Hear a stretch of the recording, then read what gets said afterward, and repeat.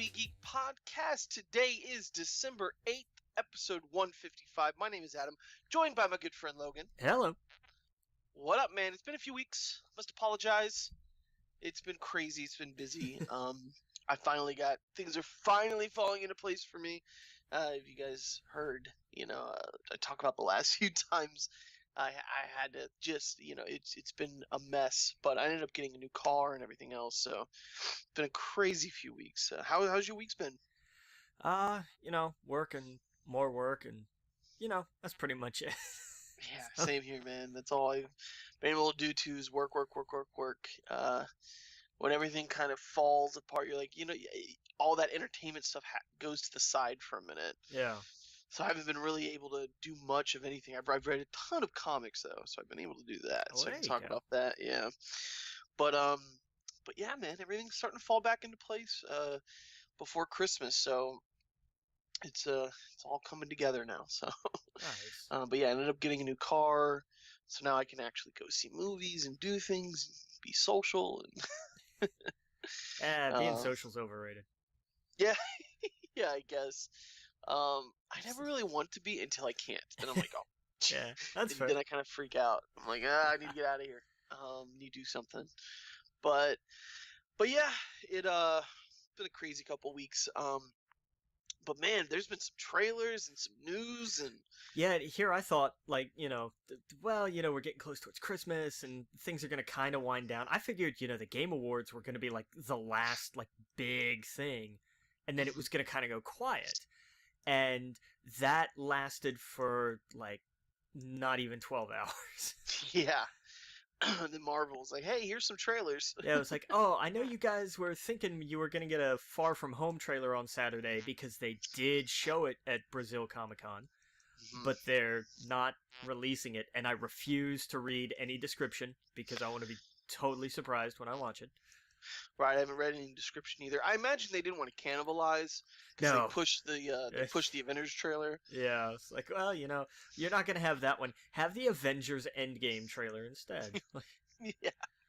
Oh yeah, I'm sure we'll get Spider-Man in a week or so. Or It'll probably be like the week before Christmas. Yeah. Because it'll probably drop with like Spider-Verse or Mary Poppins or one of those. I wonder how it's gonna open up. And again, I haven't seen anything of what it is, but I'm curious. There's like, I should be like. It would have been funny if it opens up like I should be dead. Let me tell you a story. Like, how are they gonna do that? It's interesting. Yeah, like, did they just ignore it? How does... Yeah. I don't know. Like, Captain Marvel, it's easy. It takes place, 25 years before all this, so who cares? Yeah. But, yeah, it's gonna be... I don't know. Yeah. Yeah, that's gonna be a weird one. But I'm sure we'll love it. Yeah. Can't get enough Spider-Man. I'm looking forward to playing Spider-Man eventually. Yeah. I have all these big things I have to take care of before I can start thinking about a PlayStation and everything else. But it's coming together soon, very soon. Hopefully over the next few podcasts, I'll be able to talk about stuff like that. Maybe there's a Christmas miracle, who knows? But we'll see. But yeah, man. So yeah, same here. Just been working like crazy, reading comics and just trying to keep busy. Let's see here. Well, I guess we can just jump right into news because there's a ton of it. Actually, let's see here. Let's actually open it up here with the first one you have. Yeah.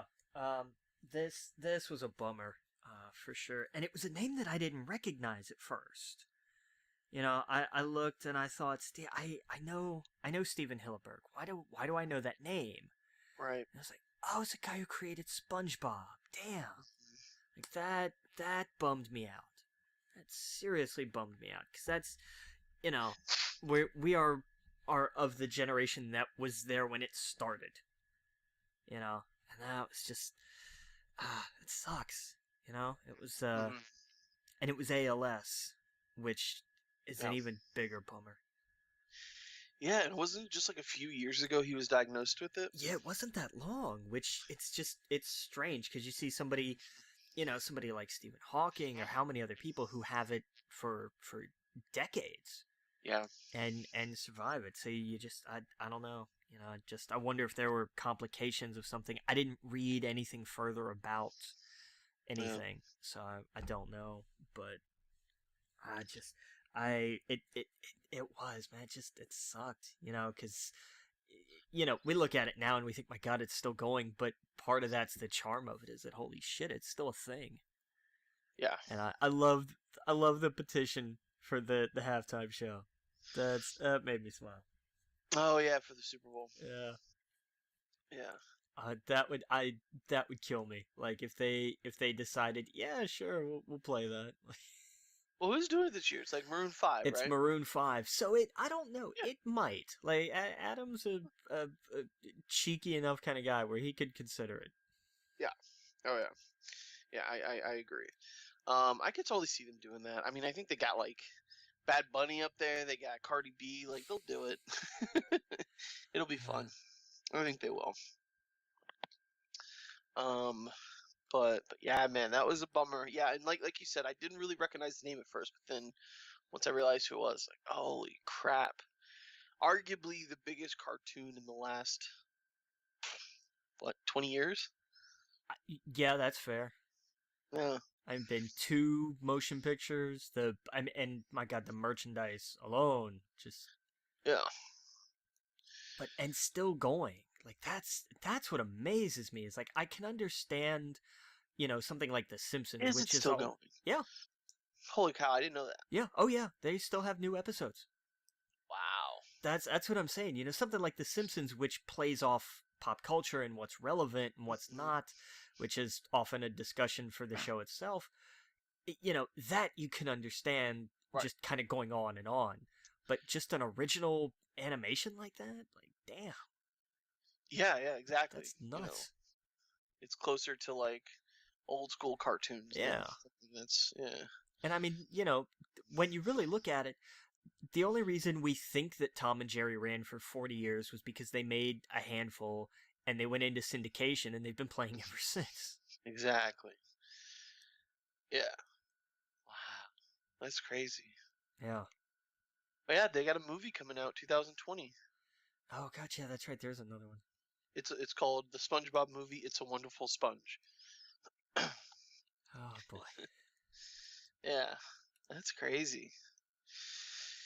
Yeah. Well, yeah, I had no idea it was still ongoing. Yep. That's nuts. Still a thing. Yeah. But, alright, well, there's no way to transition out of that. No, there never is. No. Let's talk about the movies this week. Yeah. Or the last 2 weeks, I guess. Everything's been having a decent time. I think these are the recent numbers. Okay. They're not this weekend's. That's right. They're last weekend's. Yeah. But big drop from the week before. Mm-hmm. Because there was nothing. I mean, we had Ralph, and that was more or less it. I mean, we had Creed. I know we had Creed 2, but I mean, between them, that was kind of the box office for Thanksgiving. Right. And then nothing came out. I mean, we had Possession of Hannah Grace last week, and it did nothing. I think it's like 6th or 7th on the chart. Like, I don't even have it on here. So I mean, not really much of anything. And then everything just kind of winding down still this week. I know Green Book got a wider release this week, and I think that may be like the only thing that happened this weekend in terms of releases. Okay. It got, but I mean, big shock. Wreck-It Ralph 2 was number 1, another 25.5 million. Yeah. The Grinch, another almost 18. Creed 2, 16, over 16.5.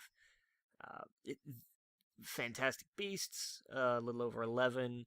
And Bohemian Rhapsody at 8. And Bohemian Rhapsody has been just steady all the time. Like, there's always people there. Yeah. I want to see Creed 2. Oh, it was so good. Yeah. Holy crap, was it good. I need to see that. Yeah. I want to see Creed 2 and Spider-Verse. Those are the two that I've been hearing a lot of good things about Wreck-It Ralph. Wreck-It Ralph. Well, I wanted to go see Spider-Verse today, but I thought it was already out. No, See, that's what not having a car. I'm like, well, I don't know. Well, now that I have one, I can go. I haven't had one for the last few weeks. I thought, okay, well, I'll go see. I want to go see Spider-Verse, and I was like, oh wait, it's not even out yet. It's like next week. Yeah. Yeah. Yeah, everything is next week. Yeah. Should have went and saw Creed, but is Aquaman next week too? Oh yeah, it's Aquaman, Spider-Verse, and Bumblebee. Aquaman is in 2 weeks unless you're an Amazon Prime member.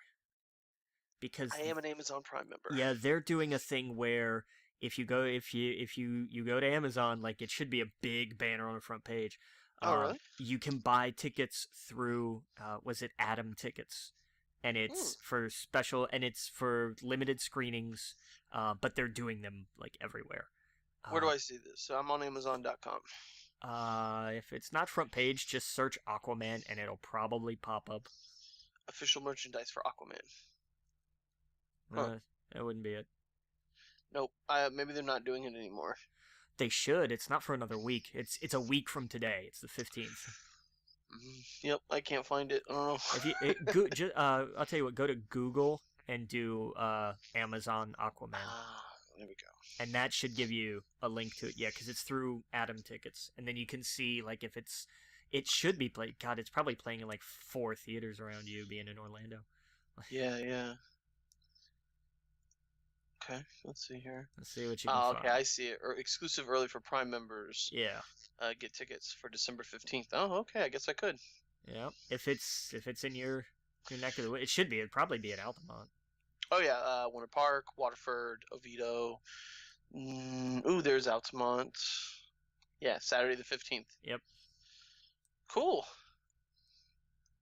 There you go. Yeah, those are all going to be packed. Like I guarantee you, they'll pretty much all sell out or close to it. So that's going to be fun. Oh, I don't work Saturdays. Never mind. I don't care. It doesn't bother me. But yeah, they're doing that early. And I forget like what all comes out on the 14th. I think it's what do we have? Once Upon a Deadpool and Spider-Verse, maybe? I forget exactly what's because like everything's either this week or next week. I think Mortal Engines is this week. That's right. Oh, okay. Spider-Verse and Mary Poppins are next week, and so is Aquaman. That's right. Yeah, this is where it starts. I don't know, it's gonna be interesting though, because there's not, and there's Bumblebee, but like there's not one big giant holy crap everybody is gonna come see this movie. Right, there's no Star Wars this year. Yeah. Christmas time. Yeah, you're right. You're absolutely right. I think Spider-Verse is going to do pretty good. Aquaman, I think, is going to get the superhero crowd. Aquaman's going to do well, especially because the like Twitter buzz for like early screenings has been really good. Yeah. You're absolutely right. That and the Spider-Man one, people seem to love it. Yeah. I saw a clip on YouTube for the Spider-Verse. I was like, that looks great. It does. It really does. But yeah, man, maybe I'll go sneak in Creed between now and then. You should. It's so good. It's really good. I know. I don't understand people who were down on it for really any reason. I heard a lot of people didn't like it as much as the first one because the director wasn't involved. That's fair-ish, I guess, but like... Or they felt like the first one was better because of that. They didn't say it was bad or anything. They just felt like it wasn't as good. I guess I can understand that. I don't agree, but I haven't seen it. I have no idea. Yeah. Like, I thought it was better. I did. I thought it was better than the second one. Well, because they've because the first one had to do some world building, because it always does. The second one is clear of that, so it's more, and it doesn't hesitate to be intense. Yeah. And I appreciated that. And there's, for anybody who's seen it, they can understand there's a big moment towards the very end where I got really choked up, but it's good, man. It's really damn good. Yeah. Yeah, I definitely want to see it. I just bought a new Aquaman hat. Why? Why'd you send me the Amazon? That's why. Yeah, I miss my orange hat. I don't know where it's at. I think it's in my old car somewhere. And I just saw it on under Aquaman merchandise. I like it because it's first of all, it looks like an A. Yeah. So I love it. I liked Aquaman. He's always been like an underrated character. He's always been kind of made fun of or whatever. But man, then it looks like a baseball hat. Like if you don't know anything about comic books, and you look at the hat, you're like, oh, that's a baseball team in Miami, right? Yeah. Yeah. I like subtle things, if that makes sense. I don't like it when it's too in your face. Like, here's this nerdy thing I like. It's like, I like it when it's like the people in the know will know. You know what I mean? I like that. But anyway, sorry, didn't mean to derail. Yeah. And I gotta see Fantastic Beasts. It's just, I don't know. Not really in the mood for Harry Potter. I didn't like the first one too much. I don't think you'll like the second one then. Yeah, that moment I might actually just wait till it comes out. Yeah, that might not be a terrible idea. Yeah. But yeah, definitely go see Creed for sure. Yeah. Oh yeah. Well, let's see here. You want to jump into the Avengers trailer? Yeah, how about that thing? Yeah. Oh yeah. So it's EndGame. That's kind of something we talked about for a long time now, because Doctor Strange, and I think someone even leaked it. Someone accidentally said it at some point. It was a thing that was talked about like months and months ago, and then it just kind of went nowhere. Mm-hmm. And then, of course, we found out, hey, that's actually what the title is. What do you know about that? Yeah, it makes sense. I mean, yeah, the foreshadowing. The lying Russos who are like, no, the title for Avengers 4 is never spoken in Infinity War. Well, let's see this. What do you think in the trailer is not in the movie?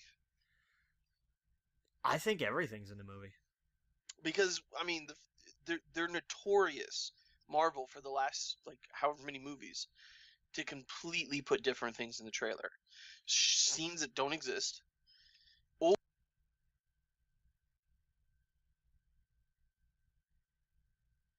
I lost you, dude. Oops, did I go mute? Yeah, you did there a little bit. Sorry. What was I saying? Okay, yeah. So, anyway, what do you think is in the trailer that's not in the movie? I don't know, man. I think I think it's all in there. I don't know if that's a thing they can afford to try to get away with this time. Well, I mean, they do it in all their trailers. I mean, the Thor Ragnarok, they completely replaced characters on, in the scenes in the trailer, because they didn't want to surprise people like this guy's fighting with them at the end. Oh, you mean Infinity War? No, in the Thor Ragnarok one. With, the Hulk and Loki. Go look at the trailer. It's different from the movie. Okay, I'll have to look that up. Yeah, and same with Avengers as well. That one I remember. Shot of them running was just not in the movie. Right. Yeah, that one I remember. I don't remember the Ragnarok one. Yeah, the Ragnarok stuff they moved around because they didn't want to spoil certain things for the end of the film. Yeah, fair enough. Yeah. They completely edited the shots with different characters on the bridge and stuff. But yeah, no, I'm curious. I saw the trailer. I was like, I wonder which of this is just BS.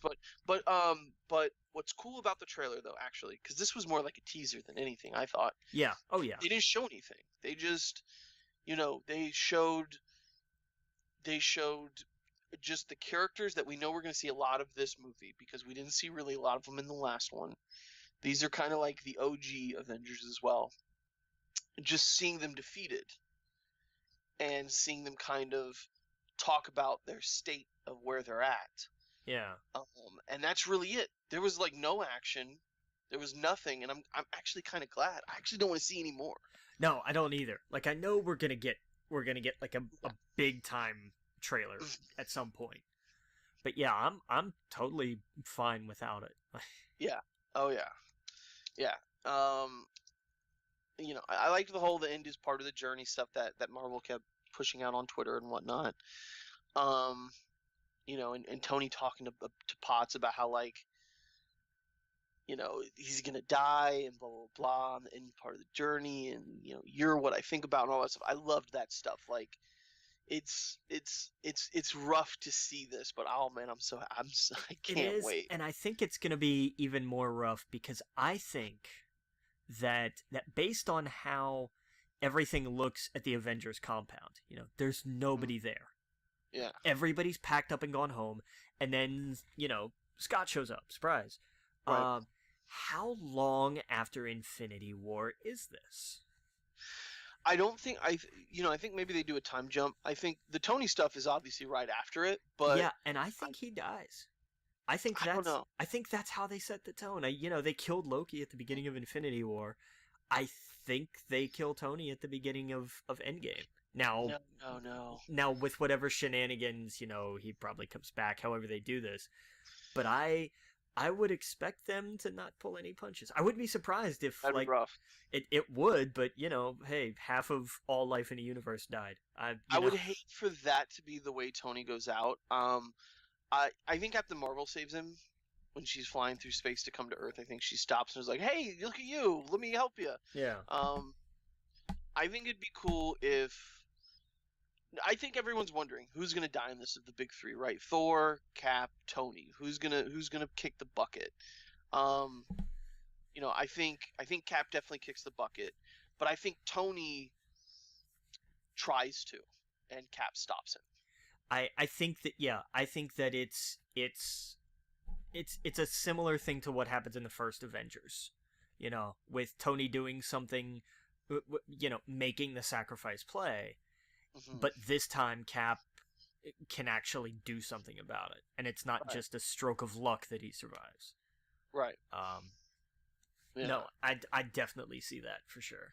Yeah, because I think what will happen by the end of this, and I have no idea, but I think Cap will kick the bucket. I think Tony will retire. I'd love to see like Shuri or something get the role of Iron Man. But I'd like to see him retire and just hand over the mantle to someone else. Yeah. And I want to see more Thor. I want Thor in Guardians. I want Thor all over the place because he's just such a fun character now. Yeah, especially now that he's into rap battling. Yeah. Wait, what? Well, have you not seen that meme going around? No. Oh my god. I don't know what you're talking about. The one shot of him in the trailer is just him sitting there in a hoodie. Oh yeah. It's well, just... man, he's had the roughest of any of them. I know. That's what I'm saying. And and it's so cool thinking back when the first three movies that I saw, Thor was the least interested I was in, like into the movies. Yeah. But his character, thanks to Ragnarok, really, has really just changed. And he's had so much growth and so many things have changed for him since we saw him in the first Thor movie. Oh yeah, big time. Yeah. And it's insane. And now he's definitely like one of my favorites, and the person I'm most interested in. What I'm curious about, because he played a huge role in the first of these, because I kind of see this as part 1, part 2. Right. And he played a huge part in part 1. I'm wondering if he kind of steps aside for this one. And it's more because we only see him in that one little scene of him just like destroyed. I'm wondering if we see a lot more of Cap, Tony, and Black Widow, Hawkeye, Ronin now. Yeah. How about that? That's another reason I think like this is a long time, but this is a handful of years at least past. The Hawkeye looks like... I think it's like 6 months. That's my guess. This is a Hawkeye that looks like he's had to... obviously, right. His family was probably dusted, but this doesn't look like a Hawkeye that this has happened. This isn't him the next day. Like, I think he's had to live with this for a while. Well, in the comics, when he becomes Ronin, it's because they kill his family. So yeah. I'm thinking that his family turned into dust, and so he was like, you know what? Fuck it. I'm just gonna go after the Yakuza, or what are they called again? The Yakuza. Yakuza. I'm an idiot. Anyway, when they go after him, Oh man, I'm excited for it because he was totally missing from the first one. I'm excited to see him in this one. Well, because he was under house arrest, and now that couldn't keep his family safe. Yeah. What kind of space is he going to be in? Are they? The Avengers are dangerous. Yeah, it's like, well, and the Avengers are calling you to come help. Oh yeah, how well did that help my family last time? Right. Like that's gonna be something on his mind, and it's it's gonna take Nat to bring him back. Hmm. I thought it was cool, like, the foreshadowing with the A coming back together at the end, all the dust coming back Yeah. and forming the Avengers. I think that's a little bit of foreshadowing. And the trailer is funny. They shot the trailer is set up exactly like how a Marvel movie is, especially with like the Ant-Man scene at the end, and he shows up with that van Yeah. with the whole microverse thing, and he's like, "Hey, you might remember me." Like, I think that's awesome. I think Ant-Man coming to save the day. That's that's just perfect. Yeah. Like, I never thought he'd be so integral to this whole thing. Right? But now the ending of Ant-Man and the Wasp, just been spoilers for Ant-Man and the Wasp. But at the end of that, when they're talking about like don't get stuck in a time vortex and all this other stuff, like I totally think that's foreshadowing Yeah. of what they're gonna do in this movie. But I'm excited, to get the gang back together and to save the other Avengers, to see how they do it. I'm excited. I'm excited to see what the Marvel Universe looks like after this movie. Oh yeah, for sure. Yeah, and I guess we'll get the first glimpse with Spider-Man, but I'm sure they'll be super cautious about what to show actually in the trailer. Well, and like we know Nick Fury is coming back for that. Yes. We know that Maria Hill is coming back for that. Mm-hmm. Yeah. So there is still some kind of shield. Yes. Yeah. So. Oh wait, hold on. Let me take a step back. I didn't know that. Was that released that they're in the movie or something? They were like that. That casting announcement was a long time ago. Oh, okay, gotcha. Yeah, it was just like, oh yeah, and they'll reprise their roles, kind of thing. It was just kind of almost like an afterthought. Yeah. Okay. Yeah. Oh man, I'm excited. The whole Ronin 2 thing, I was just not expecting that. Yeah, that was awesome. Yeah. But I think this is a nice little bow, to the people who were kind of upset, like, hey, the main Avengers that we've been following for so long weren't in too much of the first movie. I think this is going to be kind of their swan song. Yeah. Yeah, I'm excited. I'm fucking pumped. I can't wait. Oh man, you really think Tony's gonna bite at the beginning, huh? That would be crazy. I think that's how they open it. Well, because here's the thing: he's on Nebula's ship. Where the hell is Nebula? Well, she's there. Well, that's the Guardian ship. No. Well, yeah, but she was the only one of the Guardians left besides Rocket. Right. No, I agree with you. They're both on the ship. Like, they show her in the trailer, like walking around the ship and putting her arm on her hand on him. Right, but is that the same time? What do you mean? Is that like, he's talking like there's no one and nothing left to save him. Is Nebula still on the ship while he's making that recording, or is she's still there? I don't know. I think they're like, they don't really know each other, but they're like, hey, we should probably be friends. Everyone we know is dead. She's probably going to obviously last a lot longer than him. So I agree with you. That would be crazy. Because I mean, like, she can survive in space. Right. If I remember right. Yeah. You know what was weird, though, and what really caught me? So, okay, so we know Thanos he's retired. He's living on his farm. He's got all of his nice little fruits out. Yep. He hung up his jersey. I love it. Yeah. But in the trailer, if you notice, he's going through all the fruit. He's got his gauntlet on. And he's going through the fruit, brushing his hand. And then there's this, they're all green, like they're ripe or whatever. And then there's that one big orange one. Sure. I'm thinking that is the soul, what is it, Soul Stone, the Soul Verse or whatever. Oh, so he's inside the Soul Gem, you think?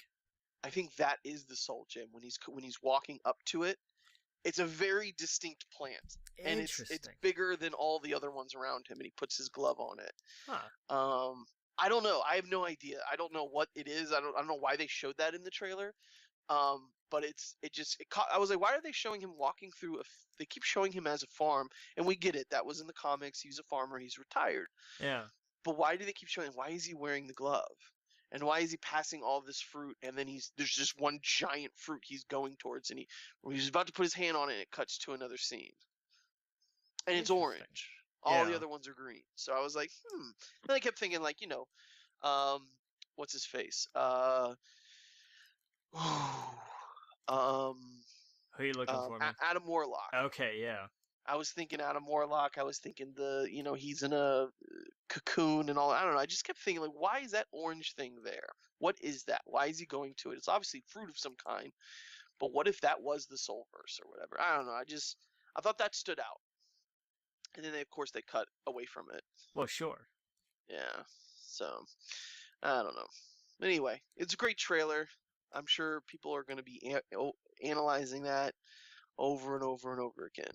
Yeah, until we get the next one. Exactly. Yeah. Oh yeah.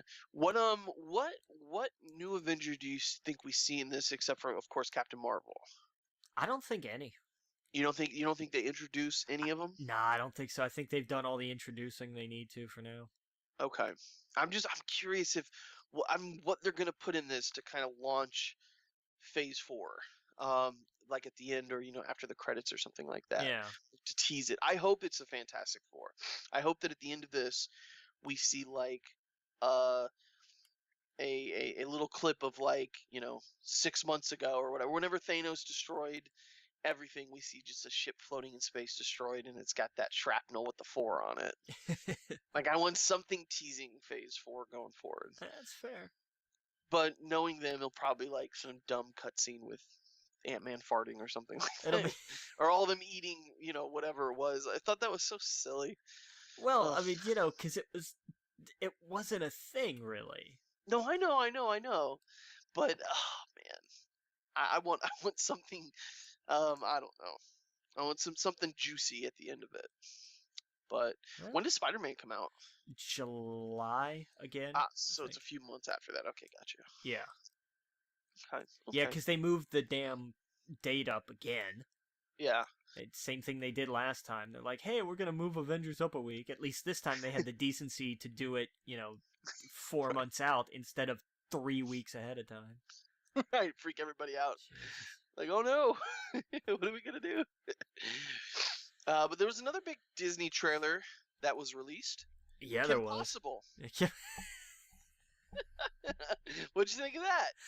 I didn't see that one. I saw it had been released, but I hadn't gotten around to watching it yet. I saw a clip of it. I never watched Kim Possible, so. No, it was after my time. Yeah, I imagine it's. I imagine fans are excited. No, but they released the Lion King trailer. Yeah, they did. The in quotations live action. It's still animated. It's still animated. Like I love that people are like, it's the live action movie. No, it's not still animated. It's just better animation. Right. It's cool though. But yeah, it's almost like a shot for shot from the movie. Yeah, I loved seeing the side by side. Yeah, like, that was hats off to whoever it was that did that. Like that was really cool. Oh yeah. Yeah, I'm excited. I'm excited for a lot of kids too because this will be the first time seeing it. Maybe never seen the animated movie before. Right. Like it's crazy to think there's going to be kids where their first introduction to the Lion King is this movie. Yeah, right, for real.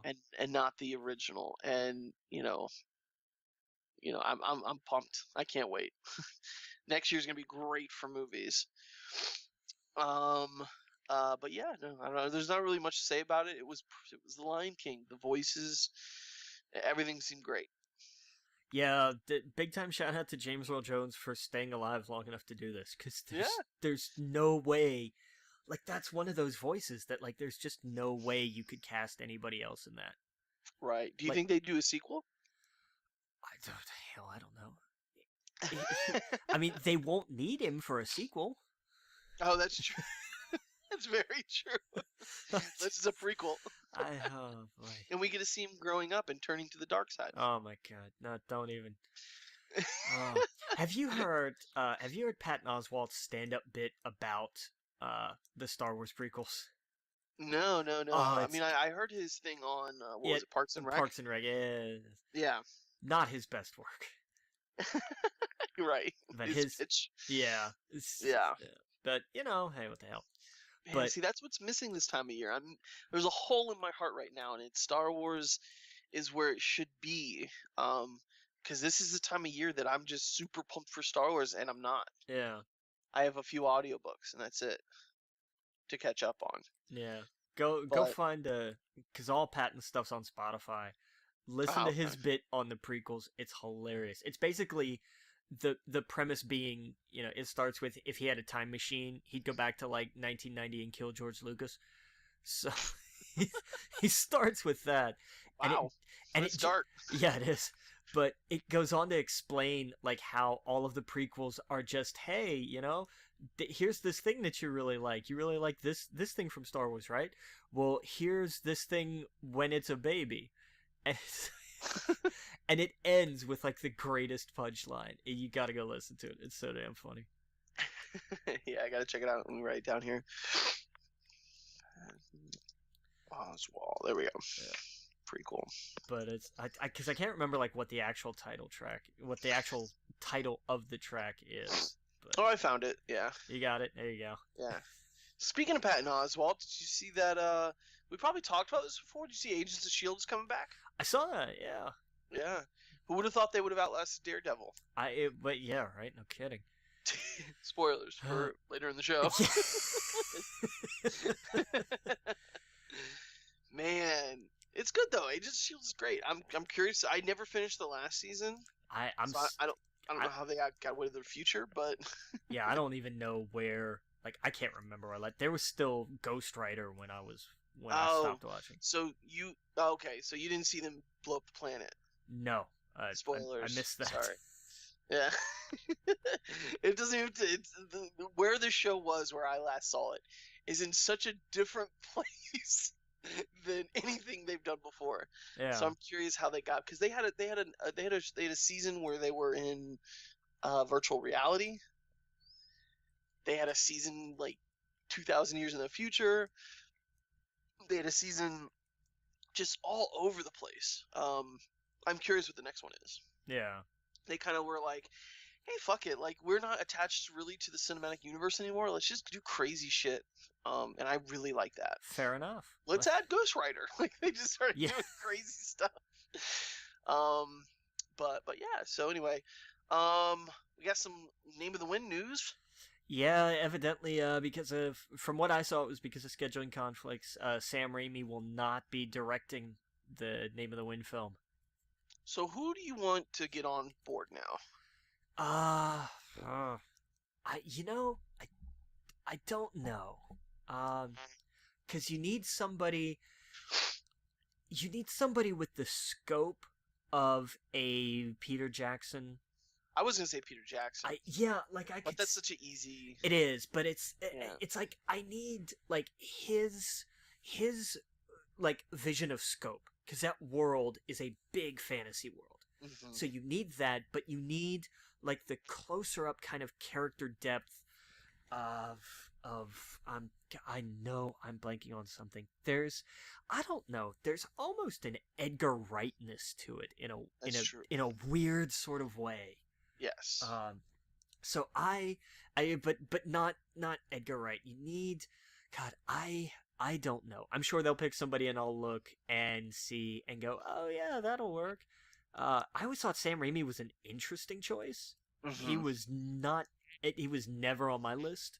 But, again, I'm not in charge of these kinds of things for very good reasons. But I just thought, well, okay, well, that's definitely different. Yeah. Kind of a bummer we won't get that. Yeah. I don't know, man. I just do not know. Yeah. Who would you have? You got a choice? I'm not sure. Wasn't what's his face attached to at some point in time? Lim, the dude from Hamilton. Oh, he's doing the music, especially for like the TV show. Okay. He's on board doing the music. Gotcha. I don't know. Like I said, Peter Jackson's just the first thing I thought of. Which is such fair. an easy. Yeah. I don't know. I mean, the guys who did Game of Thrones, but they're all in Star Wars land right now. Yeah. Yeah. Ooh, that's not a bad idea. Colin Trevorrow. Yeah. Who did for Jurassic World, because there's a decent size kind of like varied world in its own little way. Yeah, absolutely. That might work. You know what? Yeah, exactly. Man, I hope they find somebody because I don't know how I felt about Sam Raimi anyway. Like, It definitely would have been interesting. I mean, we saw oh he can do like the big budget kind of deal with Spider-Man, and yeah. and move that forward, 20 years. Yeah. It would have been interesting for sure. Yeah. Oh yeah. Actually downloaded because Audible, you get the one book a month or whatever. Yeah. One credit. I downloaded this one book, which is insanely long. Called The Way of the Kings. Brandon Sanderson. Have you heard of it? Never heard of it. No, I was just thinking it doesn't ring any bells. Yeah. Okay. So, how long do you think Audible is for The Name of the Wind? It's 20 some. No, it's longer than that.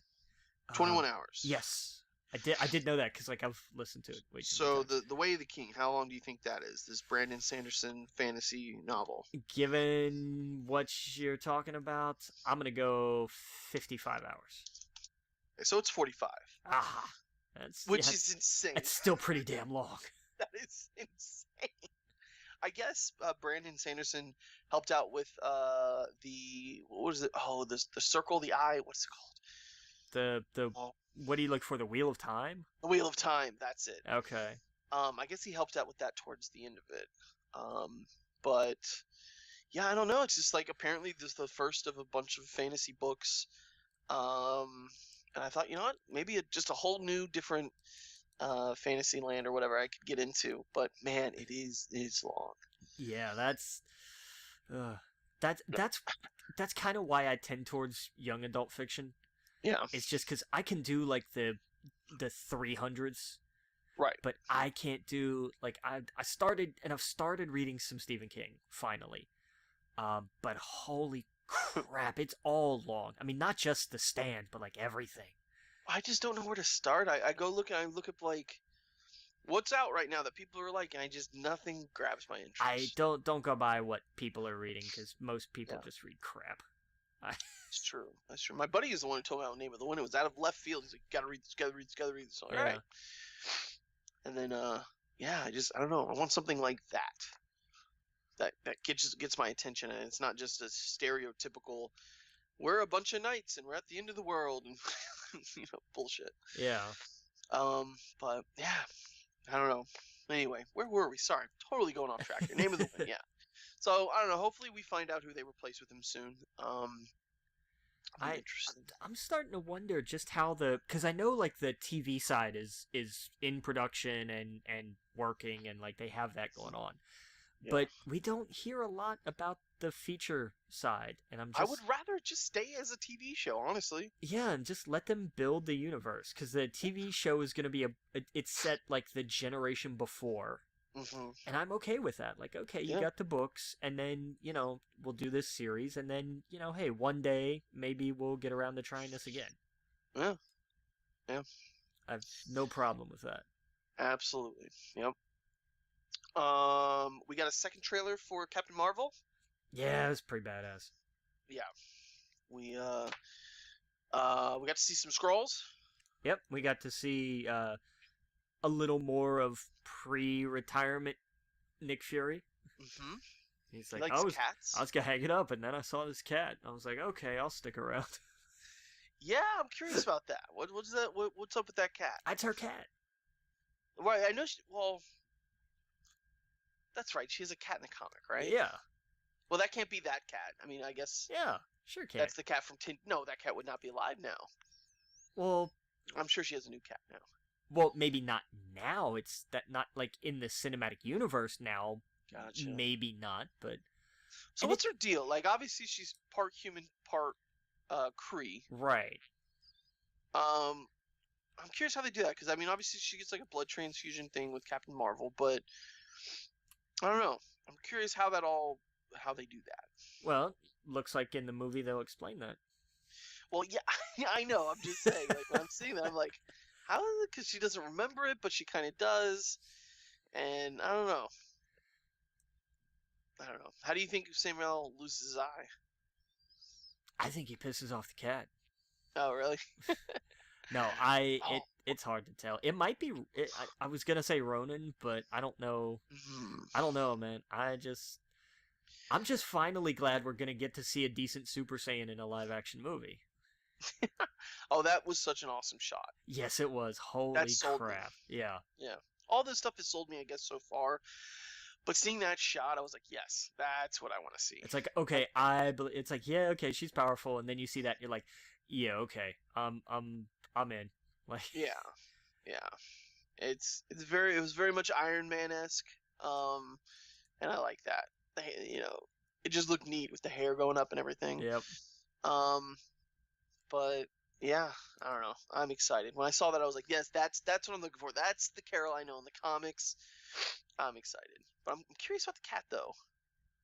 Something's up with that cat. I know she's got one in the comics, but I don't know, I thought it was odd. You think it's a Kree cat? Could be a Kree cat. Who knows? Can they do that? I don't They know. can, can't they? Weren't they cows at one point in a comic? Oh hell, I don't know. I don't. My Kree knowledge is non-existent. Oh man, there's got to be Kree cows. A Skrull. What am I talking about? A Skrull, not a Kree. Yes, there are Skrull. I knew there were Skrull cows. There's a whole Wikipedia on it. Skrull cows or 616.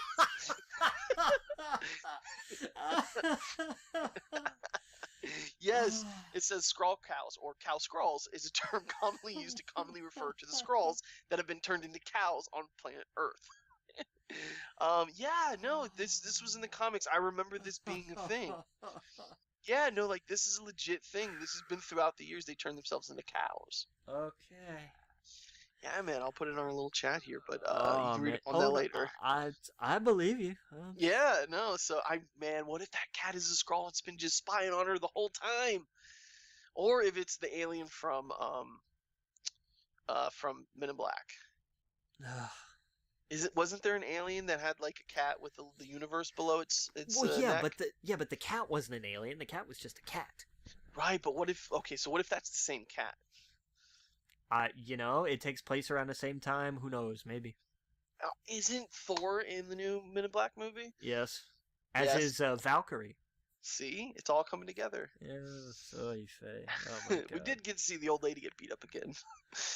Yeah, I'm glad we got to see a little more of that. So it wasn't just like, and she's psycho. Oh no, wait, it was a Skrull. Okay. Right. They're also looking at her like, "Yo, what happened? Yeah. Why'd you hit that lady?" But you didn't see her just give you a kickflip to the head. I don't know. I'm excited, and I do love that it's taking place in the 90s. Yeah. It's gonna be a nice change of pace too. Yeah. Oh yeah. And just to see the Skrulls in the Marvel Cinematic Universe, like I never thought we'd see that because of the whole deal, but now with Fox and everything else, Yeah, buddy. yep, it's exciting. They still. Oh no, wait, yeah, because no, yeah, they can use. Because it was a thing where like they could use before the Fox deal, they could use the Skrulls, but they couldn't use Super Skrull.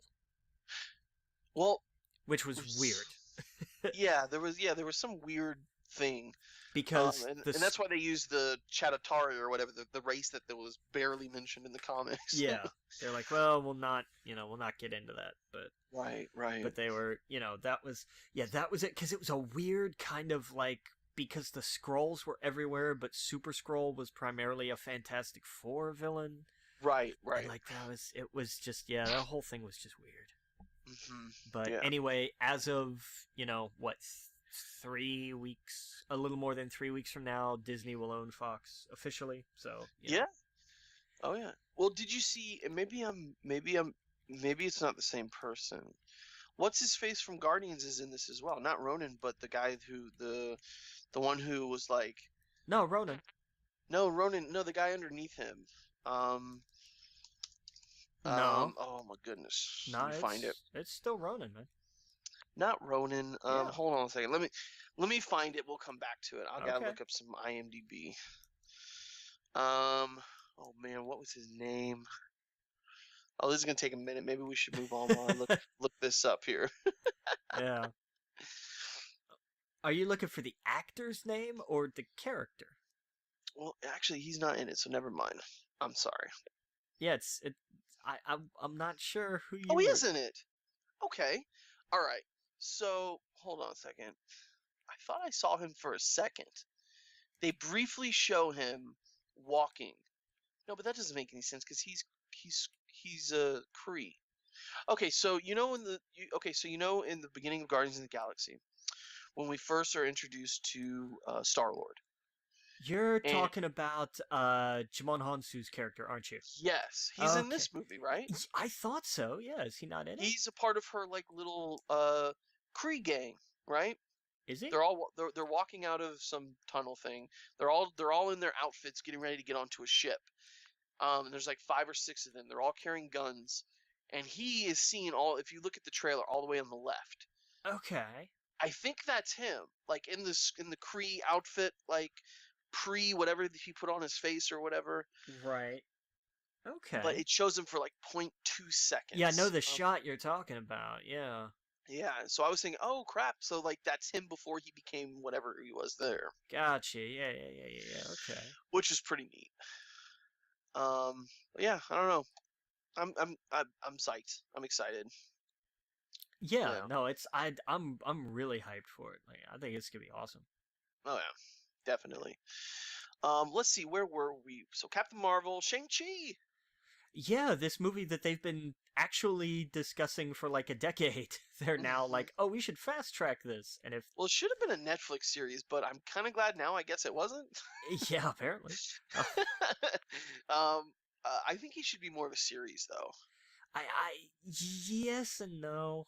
No, no, I don't know. With that kind of character, I guess I'm just so used to seeing that kind of street level character be done so well on television. He's not really like a big blockbuster, No, that's fair. That's fair. I guess that's why I say that. Like, if Disney was like, "Hey, we're gonna give this guy a TV show on our platform," I'd be like, "Fuck yes." Yeah. A movie, I'd be like, "Okay, well, what are we gonna do in the movie?" I don't know. Just that's my thoughts on it. But yeah, because it is gonna be kind of like the same old sort of boring origin story formula all over again. yeah. I honestly think those street level type characters, they really should just do a Heroes for Hire TV show. You can get 3 or 4 of them in there, and I just feel they work so well off of each other.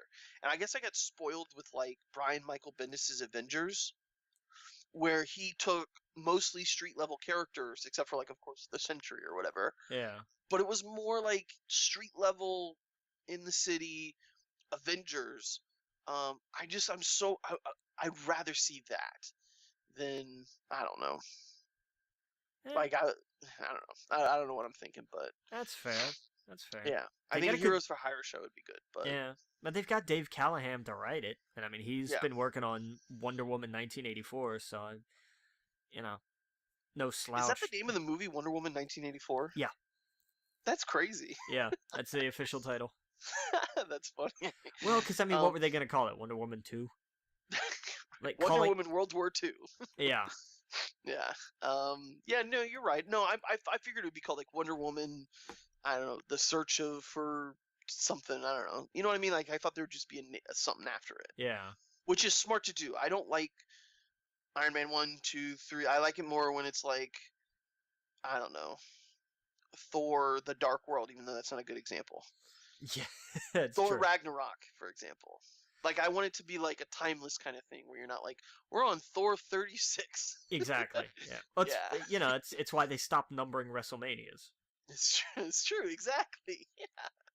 Yep. But yeah, man, Shang-Chi, it's good. Good representation as well. Like it's Yeah, totally. yeah. And especially, and I'll tell you why I honestly think they decided to fast track this was because they saw how much money Crazy Rich Asians made. Right. I mean, that That's what had I to be thought, part of too. it. Did you ever see that?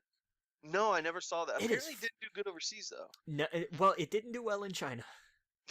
Well, but I think it's because they waited so long. Because when I found out it didn't do well, that's when a friend was like, "Well, yeah, they waited Yeah. a long time to release it. It makes no sense.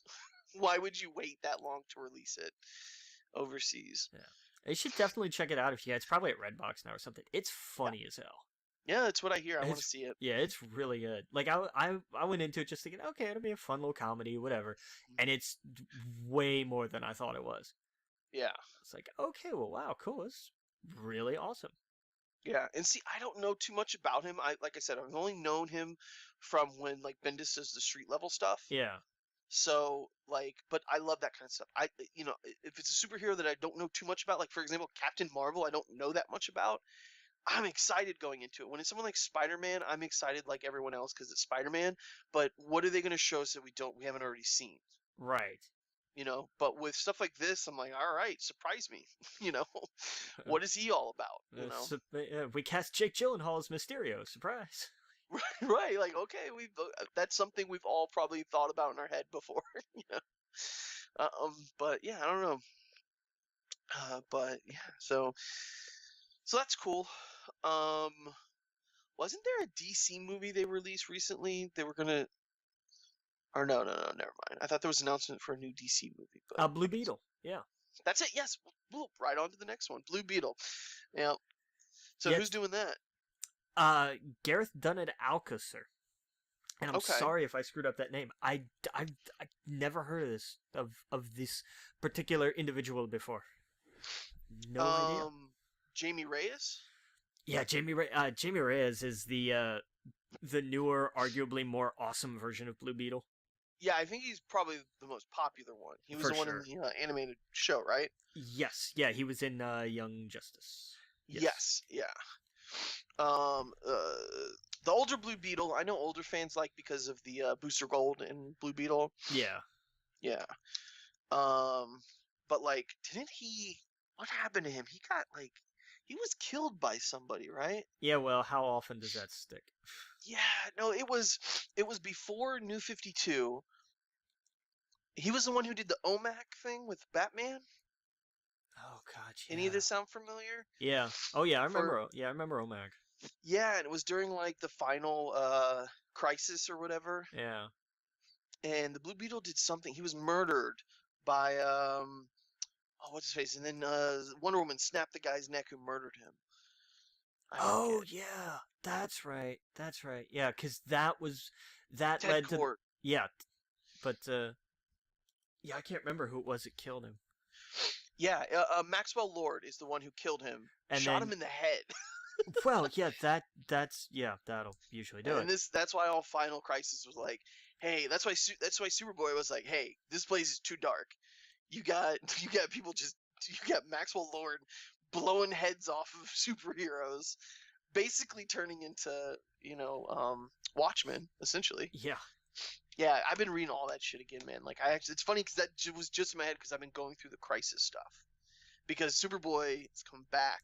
Like, oh man, I'm so excited about DC Comics right now. Oh man, I'm so excited. But yeah, that's what happened. It was Maxwell Lord that did that. Okay. But anyway, sorry. But yeah, Jamie Reyes, I remember him being in the animated show. That's what it was. Yeah. The younger version. So that'd be cool. I'm sure they'll do like kind of what they do with Ant-Man, where like here's the legacy character, the old person or whatever. Which Probably. would be neat. Yeah. That would be cool, kind of like a Batman Robin type of situation. Like, hey, here's your Blue Beetle thing. Because isn't it like an alien technology that's attached to him or something? Yeah. Yeah, it is. Yeah. Oh yeah. When do you think we're gonna get a Booster Gold movie? I don't know.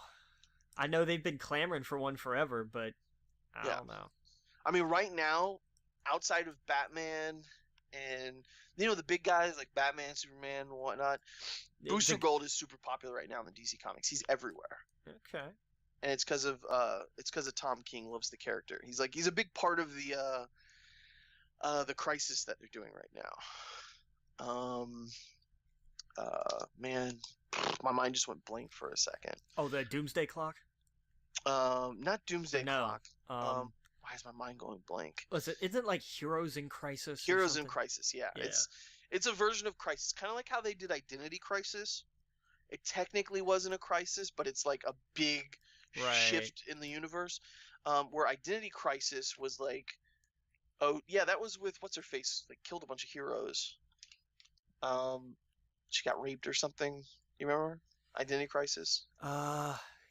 Yes. I think it was the Atom's ex. Yes, it was. That's kind of what like this is like. Yeah. The Heroes in Crisis. It's I don't know. I don't like what they're doing in Heroes in Crisis. I'll talk about that later though, because it's very spoilery. I don't like what they're doing with the Young Justice characters, or the Titans characters, essentially. But anyway, we'll go to that all later. Anyway, the Blue Beetle movie. So that's cool. Also, Plastic Man, right? Yeah, sure. Here's a stretch. Yeah. Not to be confused with the Elastic Man on the Flash, which is the same. Why? Why in the hell can they not just pick? Oh God. Well, I think that's why they did Elastic Man for Flash, because they knew they're going to do Plastic Man. No, Elongated Man. Elongated Man, that's what it was. Which is so much worse of a name. right, exactly. Elastic, yeah. But you're right, Elongated Man. I think that's why they did that. They were like, well, hell, they're going to do Plastic Man because he's more recognizable in the movies. So that's a fun character. I'll take your word for it. I'll tell you what.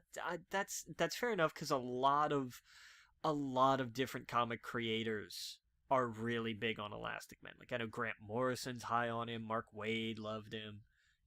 There's... Wait, you don't mean Elastic Man. You mean Plastic Man? Plastic Man, yeah. Yes. Well, no, here's the crazy thing, though. In the last 20 years, there's only been... Elastic Man has kind of taken a seat.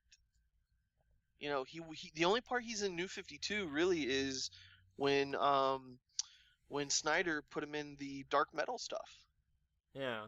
He wasn't in any part of New 52, and before that, he was dead for however many years. So if you think about it, all the heroes, if you think about in the last 20 years in DC, he's probably sat out the most. So sure, let's make a feature film based on him. Exactly. Yeah, he was like an egg in Dark Metal, and then now he's on the team. When DC did their Fantastic Four, but it was the Terrifics.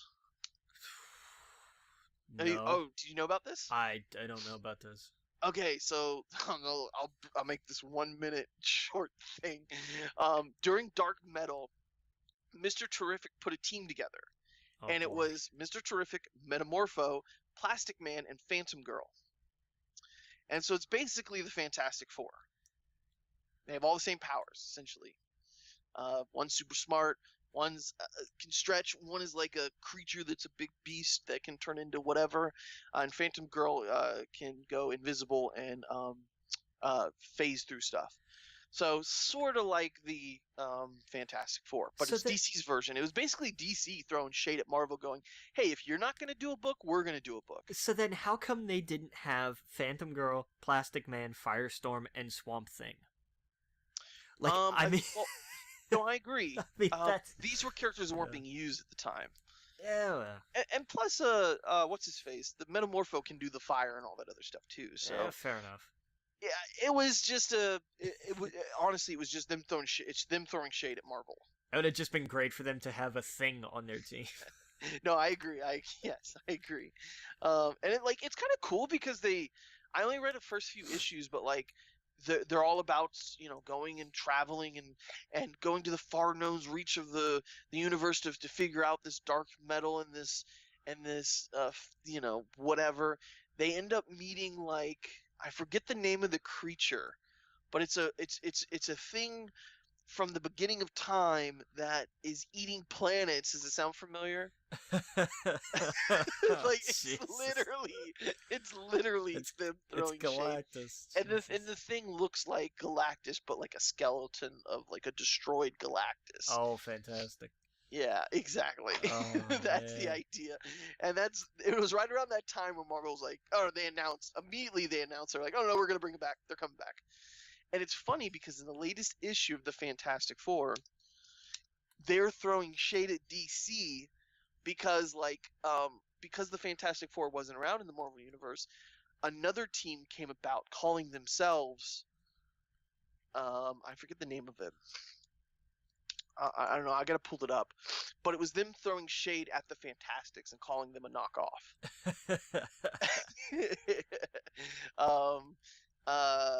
Let's see. I don't know if I can find it. Um, anyway, we'll move on. I don't think I can find it right off the bat. But anyway, where are we at? We are at Spider-Man Into the Spider-Verse.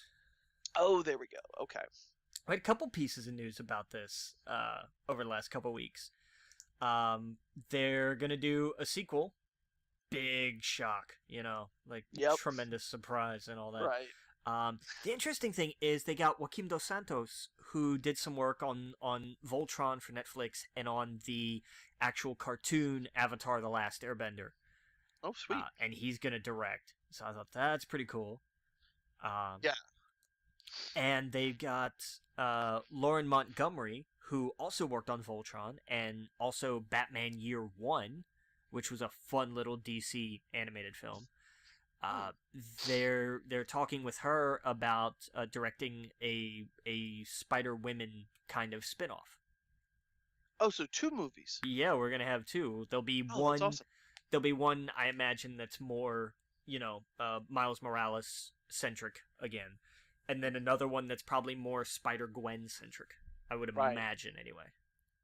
Oh yeah, because there's a lot of female Spider characters as well. Like one, I forget her name, but the one girl who builds the Spider tech, the bot. Yeah. She's cool.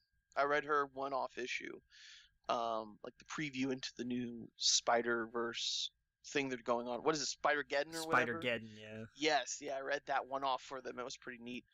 By the way, the Fantastic Four thing, it's the Fantastic, S-T-I-K, or S-T-I-X, in the comics. So yeah, it's meet Marvel's Universal new Fantabulous Foursome, the Fantastic. Wait, what? Those are imposters. Why are they at the Baxter Building?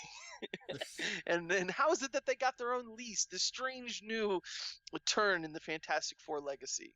The secret side for the thing. I don't know. So anyway, I thought it was funny. And it's just it's them throwing shade back at DC. So anyway.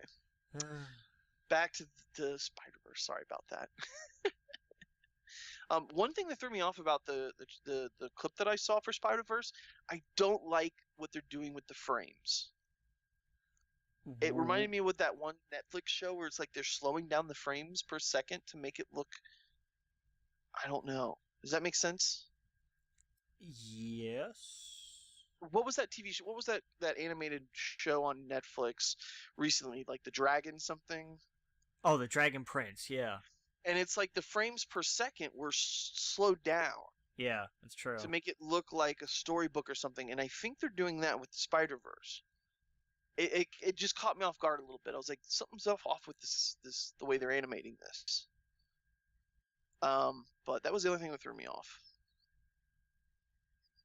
But anyway, what else do we got here? Sticking with the Sony and Marvel side of things, they've announced let me say this. They've slated 2 release dates. The untitled Sony Marvel film for July 10th, 2020. Given what we know they have in production, this is probably the Morbius film. What do you do in a Morbius movie? Who the hell knows? Because vampires... vampires were in 15 years ago. Why not do one? Yeah, you're right. This would have been great. Yeah. Ooh, do you think Blade shows up? I don't know. Maybe. That would be cool. No, Blade's a Fox property, I think. Blade is a Disney property now. Which, that's what I'm saying, yeah. I would have thought, well, but again, they're trying... What if he's the villain? What if we're seeing it through Morbius' point of view now? That would be interesting. Okay. Now you have my attention. Yes.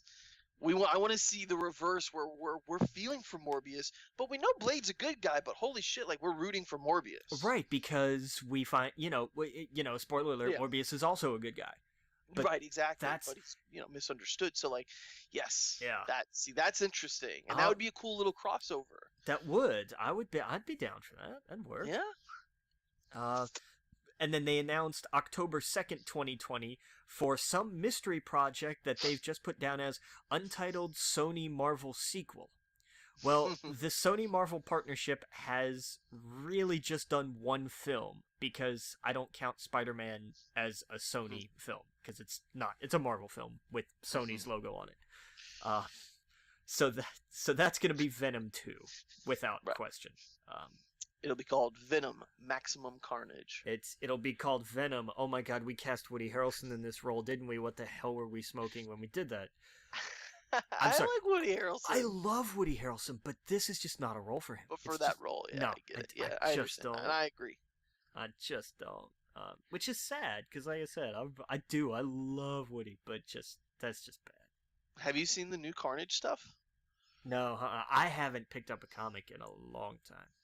Oh, man, Actually, that's all not they're doing true. now. I started reading. I was on Marvel Unlimited and actually started going back through the Captain Marvel stuff.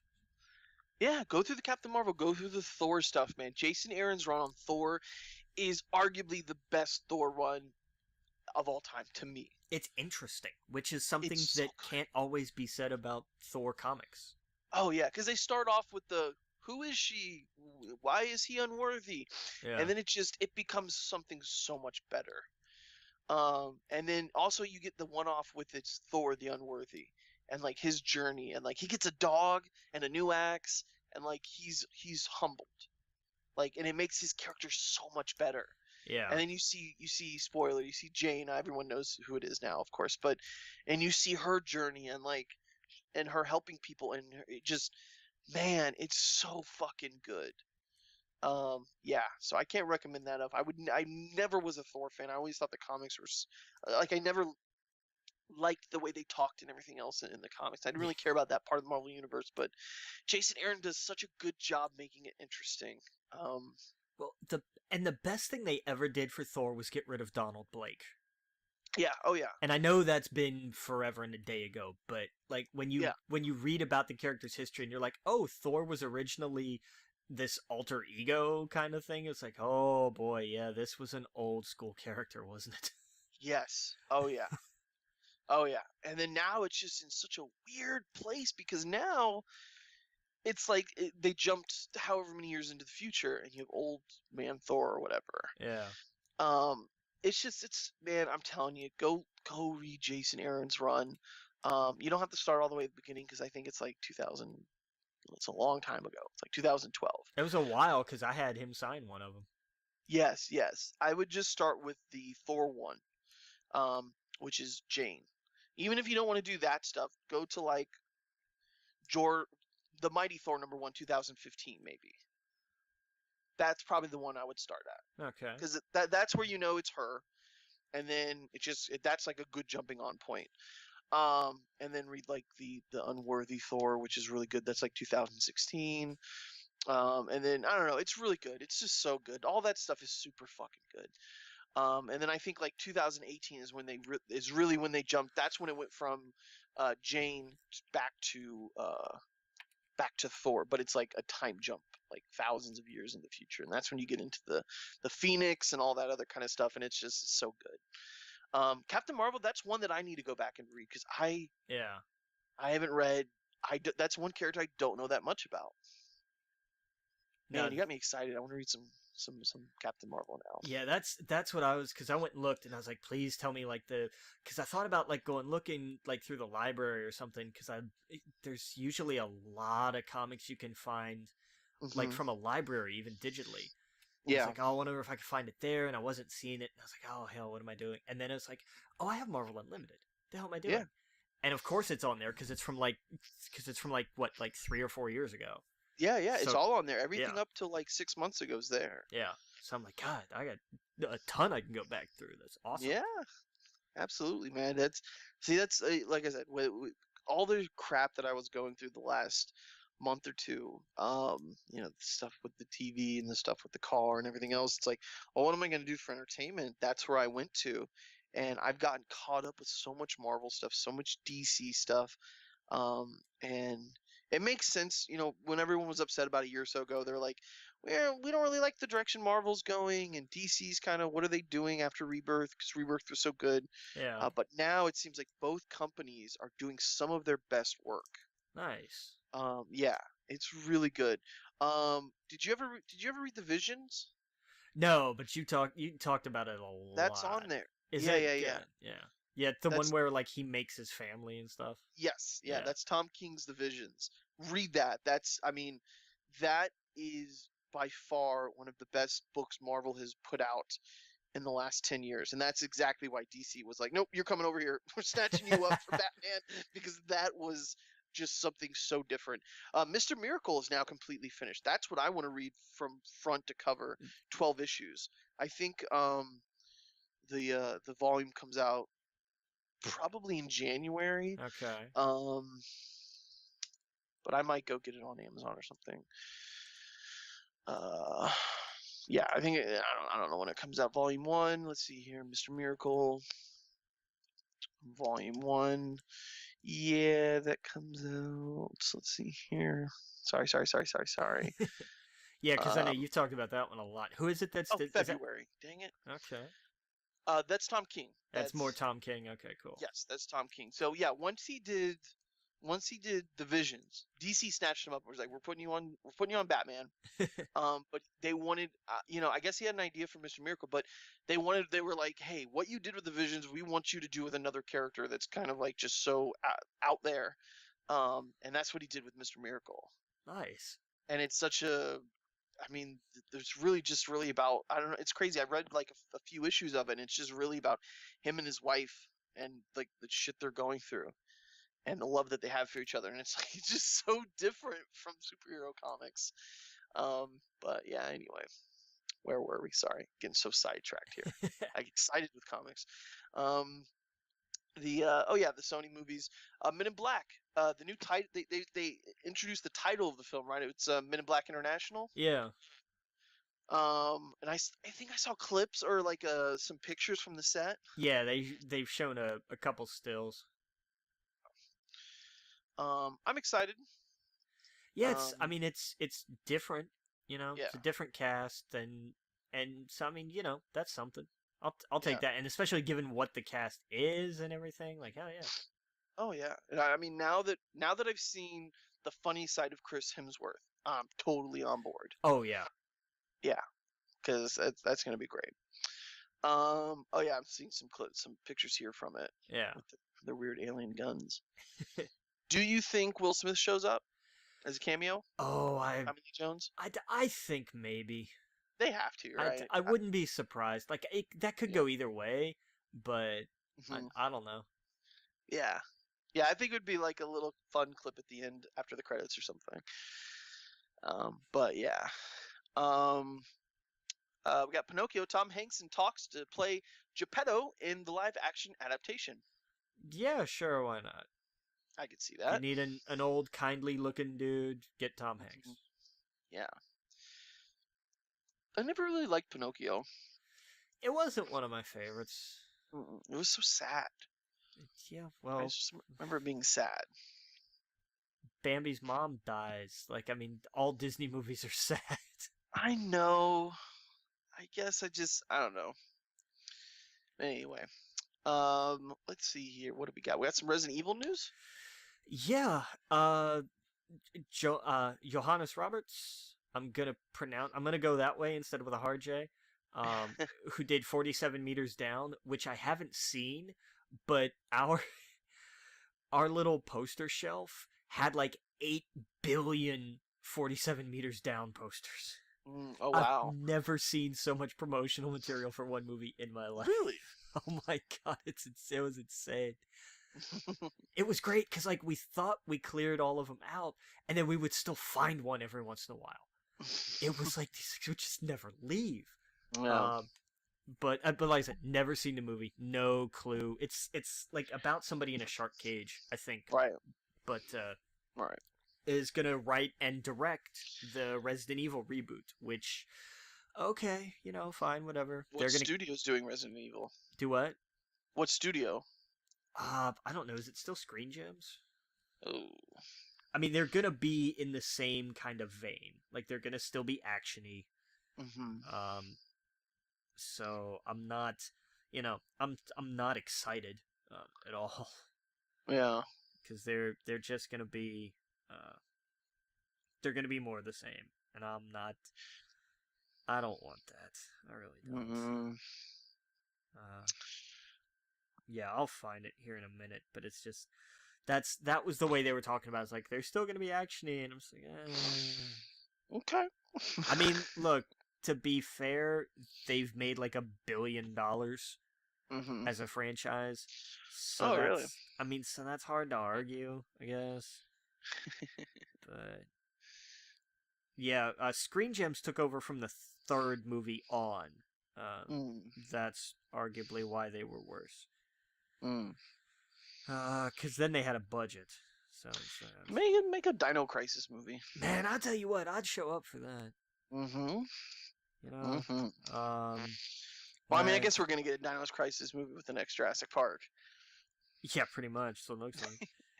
I don't know. Evidently, it's Constantine Films. Gotcha. Who did the first couple, and I don't know if they did any of the last ones or not. I don't know who did, because I know Screen Gems took over like on 3, and I think they had it from there till the end. Yeah, I think so. Or was it? Hell, I don't know. Like, it's kind of weird because Screen Gems had the third one, but then did they go? Was Afterlife by Screen Gems? I think it was. I don't know. I can keep looking. No, it was Constantine. Yeah, it was distributed by Screen Gems, but I think they were all produced by Constantine. The more I think about it. I don't know. I'll keep looking, but it's weird. Because that's what's nuts. Because like Constantine had like a hand in like American Pie too, which was bizarre. Yeah, it's strange. Yeah, list of films produced by Oh, this is going to explain a lot. List of films produced by Constantine Film Production. The Never-Ending Story. Yeah. The unreleased Fantastic Four. Like all of the Resident Evil films. Wow. The Fantastic Four. Yep. And Rise of the Silver Surfer. The Three Musketeers. The new Fantastic Four. And of course the upcoming Monster Hunter movie. So, wow. Along with some other, like, there's a handful of other things in there, but you know. Yeah. Yeah. So they've made things that were movies. Yeah. Which is really about all I can say about that. Well, this next one's... okay, explain this. Man, I saw this and was just like, I give up. I give up. I don't know, because it didn't sound like they were doing a feature-length episode. That was not the way I read it. I hope that's what it is, because otherwise I'm just going to jump off a bridge. It has to be what it is, because there's no... I swear to God, if they're making like a biopic or something about this, I'm just done with Netflix and like all of entertainment. Like I'm gonna be a hermit. I'm just gonna sit in my room, do absolutely nothing until I just fade away. Because Netflix is doing a movie of Between Two Ferns. Yeah. Between Two Ferns, the movie, coming soon to Netflix. I have to keep looking, because the article did not make it seem like it was just... If it was just a feature-length episode, fine. But holy hell, it was a Funny or Die skit, for God's sake. Yeah. And now it's like they're doing a movie? Like, it has to just be... I have to keep reading about this. As getting the movie treatment thanks to the film has been secretly in production, being directed by Scott Aukerman, who created it. As far as the plot goes, all we know is we will see Galifianakis as the inappropriate host of a low-budget talk show. Galifianakis plays a broad version of himself, and as conducted, this tells me nothing. This tells me nothing. This sounds like if Zach Galifianakis's character from Between Two Ferns got out into the wild. That's really what this sounds like. Yep. Like, I'm reading this off of Geek Tyrant, so blame them if this is all wrong. Yeah. Oh my god. Oh boy. Okay. It doesn't say like what this is actually going to be. What's the Tell me what the Hollywood Reporter says. Like, that's something I'll believe. Right. But yeah. Anyway, this is going to be a damn thing. Why in the name of God? Why? Yeah. Production secretly underway. It doesn't say. It really doesn't explain. I don't know. Maybe I'm hoping this is just a feature length version. It's really what I'm thinking. Which is fine, but I guess I don't know. I give up. I give up. Yeah. Let's see. Let's move on to TV because that's I don't know how they're gonna do that either. He's got some crazy people. I think he's got Obama on that. Like, he's got some pretty big people on that show. He's had big names. Like, he's had Brad Pitt. He had Obama. He had John Hamm. He's had big names on there. Yeah. Oh yeah. Let's see here. Did you see the first teaser for the final season of Game of Thrones? I did. It showed fire and ice. Oh yeah. And that's pretty much it. Yep. I thought it was pretty neat. It was a neat little, like, for what it was. It was like, this is a teaser, and it made no bones about that. Oh yeah. But, let's see here. Yeah, Netflix has decided they really, really, really hate streaming content. Like, they're tired of producing shows that everybody watches. So they've canceled Daredevil. And then after the next seasons of Jessica Jones and The Punisher air, they're going to be canceled. That's just a given. And I get why, because all those shows, because they're not Netflix productions. Yeah. They're Marvel Productions licensed by Netflix. So why would Netflix be paying for somebody else's content that's going to remind people that there's a competitor streaming service out there? Yeah. So I get it. I don't know if these characters will be on their own Disney Plus services. Jury's still out on that. I don't know who's going to be making any movie appearances. I don't know. I would like to see a Marvel Knights miniseries come from this. Oh yeah. Because I think you, with very little arm twisting, could talk Tom Holland into a Marvel Knights like miniseries. Oh yeah, especially his relationship with what's his face who plays the Punisher. With John Bernthal, yeah. John Bernthal, yeah. I think so too. We talked about this before. Punisher is really the only one who would probably need a rated R, but you could totally do all the other ones PG-13. Yeah. Just fine. You can tell a dark story with Daredevil. You can tell dark stories with all these characters and have it gritty and street level, and they don't have to swear, and they don't have to show nudity. You can have as much violence as you want in PG-13 film, Yeah, pretty much. It doesn't have to be like, you're not gonna see people's heads getting cut off, but you can hear the bones crack, Yeah, That's you all can get away with a lot in PG-13. Exactly, yeah. By the way, they brought back the Marvel Knights. It's like a comic now. Yeah, I saw a few that. issues in. Yeah, it's pretty good. But yeah, so I don't know. I agree. I think that the writing was on the wall. Once Disney owned all of this, Netflix, they got Avatar coming out.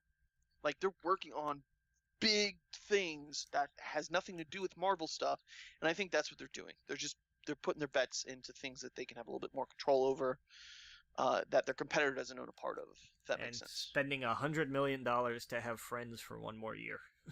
Exactly. Yeah. Well, yeah. See, that's fucking crazy. That's insane. Because the original deal they had with Warner Brothers was $30 million a year for every year it was on Netflix, and so that deal ended Is that show that popular? Yes. No, I don't Dude. know anyone who legitimately likes Friends. Oh man, you don't talk to a lot of people then. Like, No, I guess I don't know.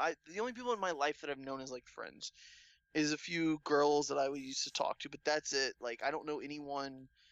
More people now I know like The Office than Friends, if that yeah, makes sense. that's gonna be the next one that this happens to. Yeah, see, I see them doing that for The Office, but Friends, People it's love such Friends, man. a. They watch the hell out of Friends. I guess I Trust me. just. It's not. I don't know. It's not my thing. I don't want to make fun of it because it's obviously someone's thing, but It's a lot of people's thing. yeah, I just never thought it was interesting. That's fair. Yeah, but But but I love and I don't know which I like more in this, when they're like, well, we're gonna lose it next year, and the internet, went nuts. Who do I it was like an more? armadillo or something too, right? Yeah, I don't understand that. but the balls on Warner Brothers, because they're developing a Warner Brothers studio streaming service for next year Yeah, for all of their content, to come to Netflix and say, you want it for one more year, it's $100 million.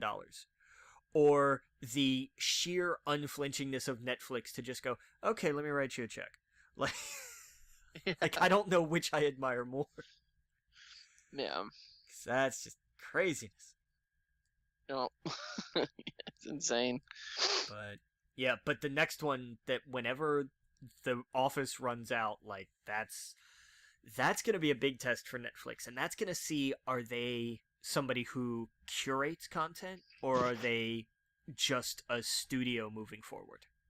Yeah, And that's where we're gonna find out. yeah. Because NBC does not have their own streaming app, so Right. at least not Yeah, one. I see them holding on to The Office because that would be one that I could see people legitimately canceling their service for. Yeah, people were gonna do it over Friends, man. Oh, Friends. Ugh. Oh boy. Okay. Yeah, well, talk to me 5 years ago about The Office. I'd have told you the same thing. So, or even Wow. 2 years ago. Talk to me 2 years ago about The Office. You never liked The Office. I never did until I watched it. Yeah, that's true. Until I got like into the second season. I still hated it for the first season Yeah. because everybody did. Yep. Yeah, it was too much like the original. Yeah. They tried to too much be like it, instead of doing its own thing. Man. But But yeah, so that stinks. I'm sure we'll get Daredevil in some other form in the Marvel Cinematic Universe or the Disney shows. Oh yeah, they're not done with him. Not Yeah. by a long shot. It's gonna be a shame because we might not get those actors, and they did such a good job. But hey, you have a 3 seasons of Daredevil that second one might have fell off a little bit for some people, but I still think those 3 seasons are great. Oh yeah. Good 3 chapters. We've got a great Punisher. And Jessica Jones, great first season. Like, you can still go get these and buy these Blu-rays. They're still great shows. Maybe, who knows, they'll probably do like a big package deal where you get all of the Netflix Marvel shows together somewhere down the line, which would be pretty neat to get. That'd be an interesting bundle, yeah. Oh yeah, just call it the Defenders and just have every season in there. But I would, if it depends on the price, I would totally pick that up. Yeah. But yeah, I mean, I see them jumping into this, like, stuff like The Last Airbender. That's one show that I need to get into. Everyone keeps telling me, go watch Last Airbender. Yeah, because it used to be on Amazon Prime, and then you waited. Now it's gone. I waited, now it's gone. Now I gotta, but I think I can get like the whole show for like $60 on Blu-ray. Is that all it costs? I thought maybe it was even cheaper than that. It might be cheaper than that, yeah. I But think it was, is. yeah, maybe it's like, I think it's like $30 for the That's whole what thing. I thought was 30. But my problem, didn't have a TV. Then I didn't have a PlayStation. Like, now I'm crawling back. Had to get a car first. Yeah. Yeah, Okay, so- Avatar: The Airbender complete series. Ooh, if you get both, you can do Last Airbender and Legend of Korra for $70. There you go. Whole, like, all. Yep. What's that, like 6 seasons? Yep. Gotta get a PlayStation first. Yep. Soon, very soon. Mm-hmm. Yeah, been It's hearing just that for a everything's while. so expensive. Everything's so expensive. Oh boy. Oh man, I was doing great at the beginning of the year, and then just everything crashed the last few months. Yeah. And it's one of those things like you know you should be saving money. You know you should be putting money away for times like that, and you don't. And you're just like, well, this one thing I could get, this one thing I could get, Yeah. and then oof, just all comes down at once. Mm-hmm. Lesson learned. But anyway, still breathing. Still came out okay. But man, it does suck because there's so many things that I've wanted to play the last few months. You know, Spider-Man, Red Dead, so many things I've wanted to watch, just can't. That's why I'm into comics right now. Because $10 a month for Marvel is just a cheaper alternative. Let's see. We got some Sabrina news. Yeah. The second season of the Chilling Adventures got a trailer and a release date. Isn't there like a thing out right now, like a Christmas special? In a week. 14th. Oh, okay, that's cool. Yeah, coming on the 14th. Yeah, they're doing a midwinter special. And then the second season is coming April 5th, which is fast turnaround from October. Oh wow. 6 months. Like that's, they must have been working on this constantly. Oh wow. Yep. Yeah, that they must have, because that's really quick for a turnaround for that show. Yeah. For Netflix show. So, but it was good. Did you finish it? Yeah. Oh yeah. I still have to finish that. Ah. Admittedly, about halfway through. It's good, but once you get out of October, I'm not in the mood for that kind of stuff. That's fair. Yeah, I'm in the mood for like, I don't know. I'm in the mood for like superhero stuff now, but there's just not. Yeah, but there isn't any. Yeah, I'm just like, Anyway, where were we? The Mandalorian. Yeah, they in an unannounced role, but it doesn't matter who the hell he plays. They cast Nick Nolte. Yeah, what's up with that? It's crazy. Yeah. Like, he's just gonna be, how you get him is you say, Nick, here's the deal. You sit at this bar. Done. Yeah. Oh, that's true. It's like, all right, man. Nick's, I love Nick just because as soon as you say, like, they've cast Nick Nolte, everybody has the exact same response. Like, really? He's still alive? Right. Yeah, I always think back to his mugshot in that Hawaiian shirt. Now, was that Nick or was that Gary Busey? That was Nick Nolte. Oh god, that was, because I get those two confused. Yeah, Gary Busey has something very similar. Yeah, he just looks like he would have had that, but. Oh yeah. Gary Busey mugshot. What's his mugshot look like? And the first things that come up are Nick Nolte's mugshots. I'm not even kidding. Oh, you're right. You Google Gary Busey mugshot, and the first thing that comes up is Nick Nolte's mugshot. Yes, exactly. That's amazing. Well, Gary Busey, I feel bad for him. He was in a car accident, right? That's why he went crazy. Yeah, Gary's was not, if I remember right, was not his fault.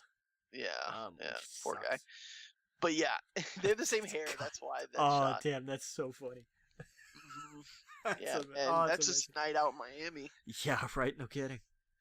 Everyone has spoon necklaces in Miami. Sure, why not? You know. I found out why, and it's a funny story. Okay, it's I don't know if I can tell it on here.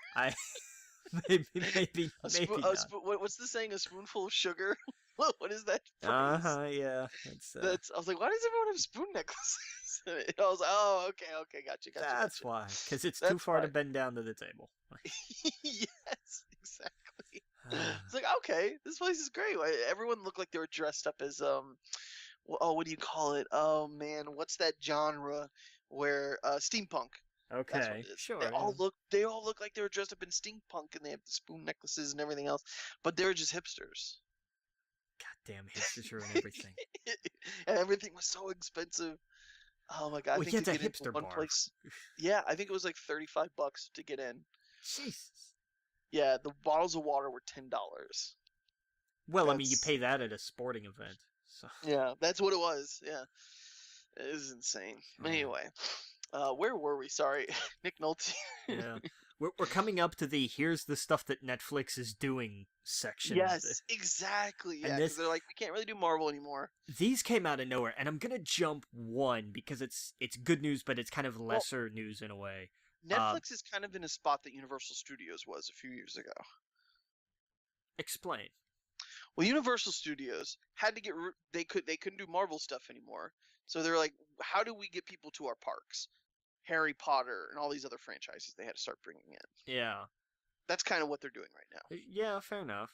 So we got Cowboy Bebop. Yeah, they're doing a 10-episode live-action adaptation, and everybody kind of went, eh, and they said, but wait, we have two things to tell you. One is that Christopher Yost, who worked on Thor the Dark World and Thor Ragnarok, yay, is going to be an executive producer. Okay.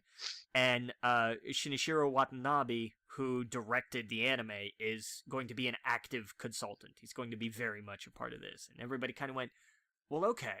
Now you have our attention. This is a show I've never watched, but I really, really want to. Yeah. Because everybody talks about just how amazing it is. And I believe them. I have no reason not to. And I missed it when it was on Toonami because I didn't really care. Like Toonami. Yeah, no, I would have it on and I would not know what's going on. Yeah, because Toonami was basically, back in our day, it was Cowboy Bebop, Sailor Moon, and Dragon Ball Z. Yes. That was Toonami. And I never watched Cowboy Bebop. And I'm probably going to be very sorry that I didn't whenever I do get around to watching it and going, oh, I missed out. This was awesome. Right. But I wonder if maybe now is a better time to be watching it. Like, would I have enjoyed it as much at whatever I was, 8 or 10 years old, whatever the hell I was? I don't know, man, because I enjoyed Dragon Ball back when I was a kid a lot more than I do now. Now I see, like, more of the flaws. Well, but there's a difference between, because Cowboy Bebop isn't, the way everybody talks is that it's a lot deeper. Right. And I think Dragon Ball was definitely more for us because it's action. Those were the best parts. It was, what do you call it, shonen? I don't know the anime phrases. It was the... Shonen, yeah. Right, yeah. Or Cowboy Bebop just seems super stylized. Yeah, it was a space opera. And I don't know... I don't know if 20 years ago that would have been for me. Right. But, Dragon Ball was just, oh my god, these guys are beating each other up and blowing up planets. Holy crap, This is amazing. It was a Saturday morning cartoon on fucking meth. Yeah. Basically. Like to another level. Basically, yeah. Yeah, on crack. Yeah. It was just crazy. But it's why it took me so long to finally start getting into any of the Gundam series.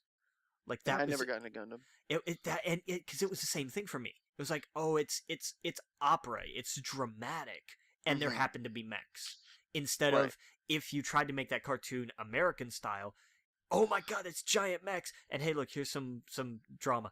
Like, it would be totally the other way around. And for my money, Gundam Wing's still the best series. Yeah. What is it? Is that clip that I saw? Is it Gundam Wing?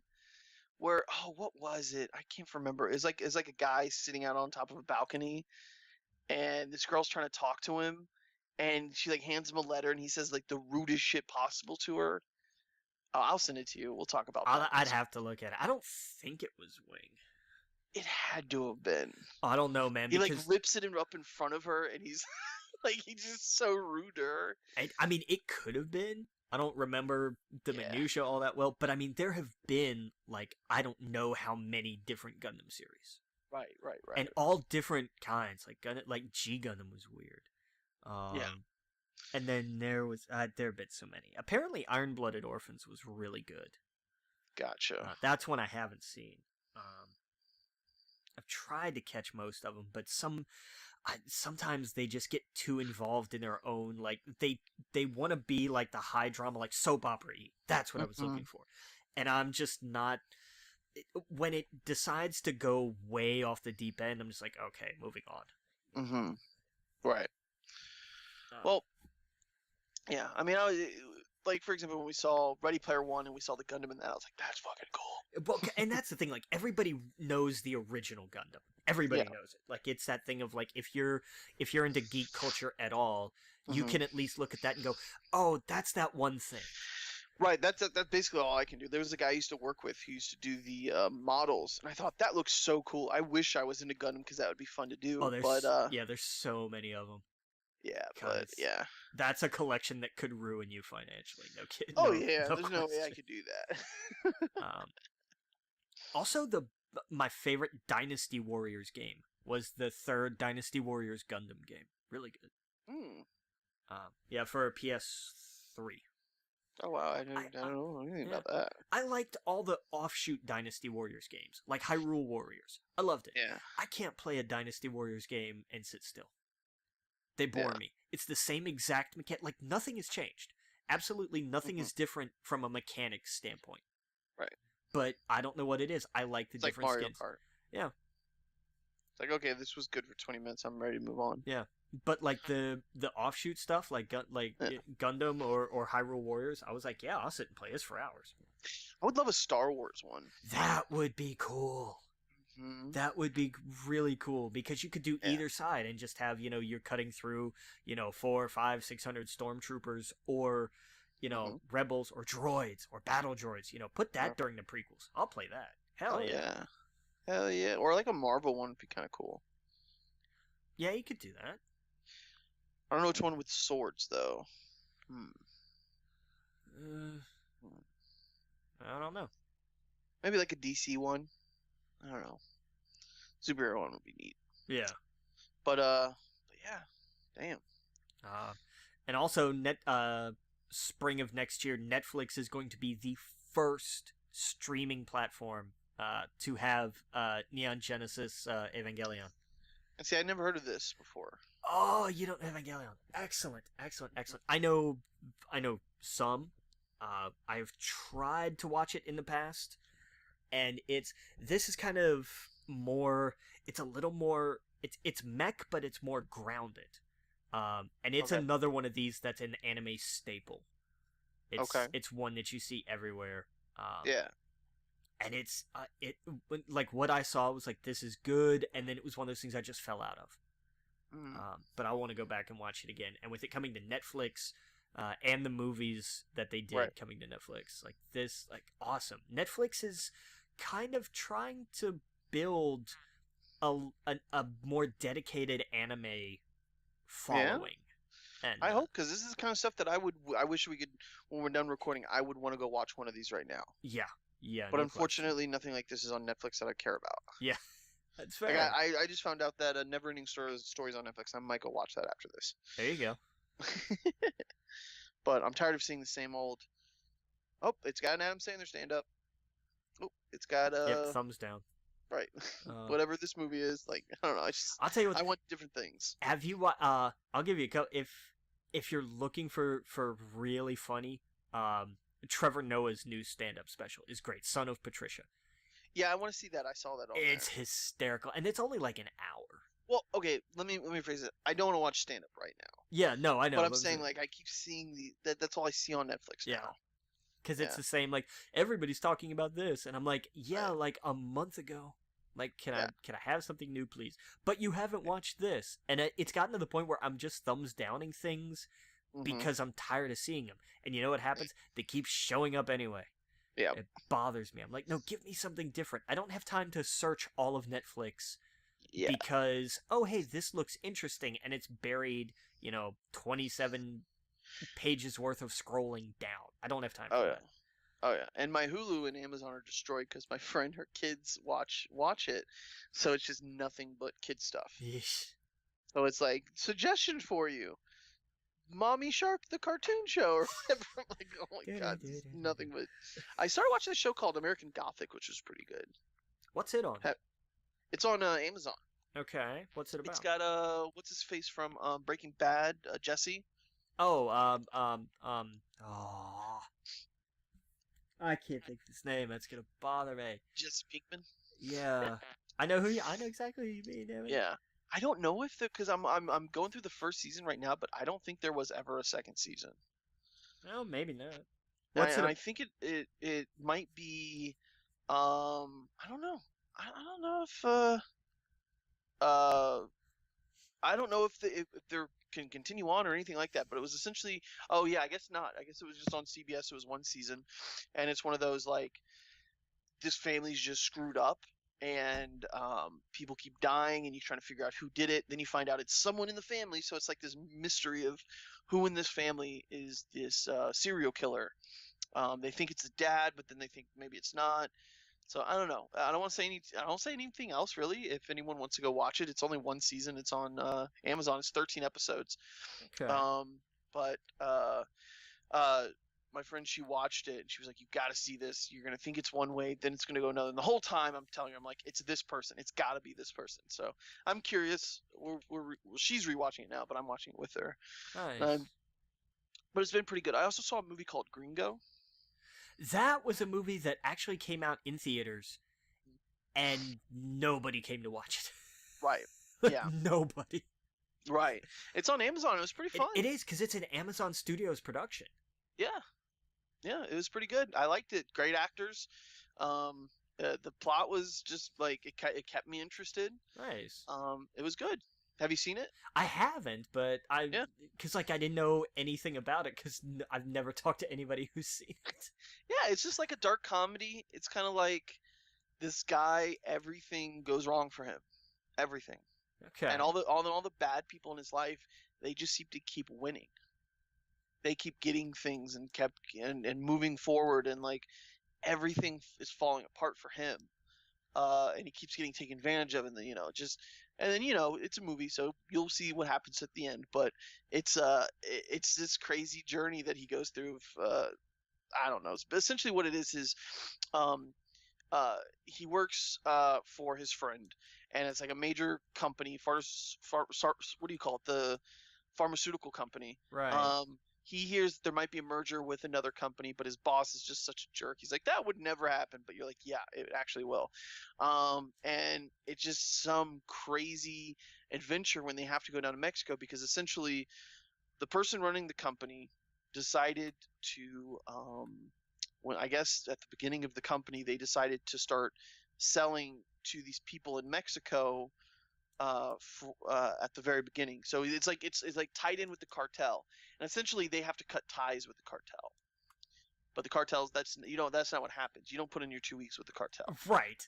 Yeah, and so like the boss is trying to kind of screw the main character over. He's like, hey, you need to go to Mexico with us and do this, blah blah blah. So anyway, it's interesting. It's awesome. The actors are fantastic in it. You'll recognize everybody. Okay. Pretty much. Yeah. So, yeah, and it's free. It's on Amazon. So if you got a couple hours to waste, check it out. I thought it was interesting. Yeah, I might do that. Add that to my list of things to do over the next few days while I'm, sitting here in a foot of snow. Oh, man. So are you able to get to work or anything? Oh, no. No. Everybody's, like, they're closing everything down. I don't know if they're closing this theater or not, but they better be, because, like, nobody, like, there's not going to be anything, Damn, that's not good, though. You can't get paid then, right? I'll take the day. Oof. I'm only losing a day, because I'm off Monday and Tuesday anyway. So I'm just losing Sunday, which is fine by me. I don't care. Like, gotcha. It'll all be melted by the time I have to go to work on Wednesday, so I'm not worried. Okay, gotcha. Okay. Yeah, it doesn't bother me any. No, you get a snow day. Yeah. Oh, and I'm taking it. Oh, and I'm gonna have so much fun. It should be snowing now. I haven't looked, but like it was supposed to start at like 7, and it hadn't. But I haven't looked obviously since we started recording, because I've been here. But yeah. I should, when we get done with this, it should be like, all right, and go look outside and see snow. But it's gonna be. We're supposed to get like a foot of snow. Oh wow! And I haven't seen that in a long time. I haven't seen that since I lived in Maryland. Like that's how long it's been. Wow! And that's been 20. God, it has been like 20 years. Holy shit! Well, there you go. That's exciting. Yeah. Oh, I'm super. I love snow. I love snow, and we're not supposed to get much ice. Like that's what's really great. Is that it's gonna freeze over overnight, so. Some of it's like the roads are going to be icy and stuff, but most of what we're going to have is supposed to just be snow. So you just turn on the heater, stay warm? Pretty much. Yep. Well, damn, there you go. Cozy up, watch some Gringo. It's too bad the anime's not on Netflix already. But, yeah. I don't know. I might watch like Young Justice because that was the show that I never really watched. Yeah, is it? Yeah, both the seasons are on the They universe, are. right? Yeah. There Oh, you go. dude, I've been watching Titans. It's gotten so much better. Has it? Well, good. Holy crap! Like the second or third episode is called like Hawk and Dove, Yeah. and you're introduced to Hawk and Dove, and I did not like them then. Yeah, I think you were talking about that last time. I did not like them at all. Like they were just like, ugh, I don't like them. You find out that she was somehow she hooked up with Dick at some point in their career, and just made me not like their characters. And it's so funny because we're now what 8 or 9 episodes in, and at the episode with Hawk and Dove, I'm going to spoil a little bit of it. She gets hurt. She gets like thrown off a building, and she's in the hospital. And so Hawk, the last time we saw them, she's in like critical care, and he's just like at the hospital with her every second because that's the love of his life, right? Right. 8 episodes later, all the crazy stuff happens with the Titans. We don't even see these two characters, and the mystery of why Starfire and everything's on the planet is suddenly revealed, and it's like shit is about to break loose. And then in this episode this week, I could see why this would piss people off because it completely cut away from the main story, Okay. and it's just about Hawk and Dove. And the name of the episode is called Hank and Dawn, and they do that because this actually gives them character.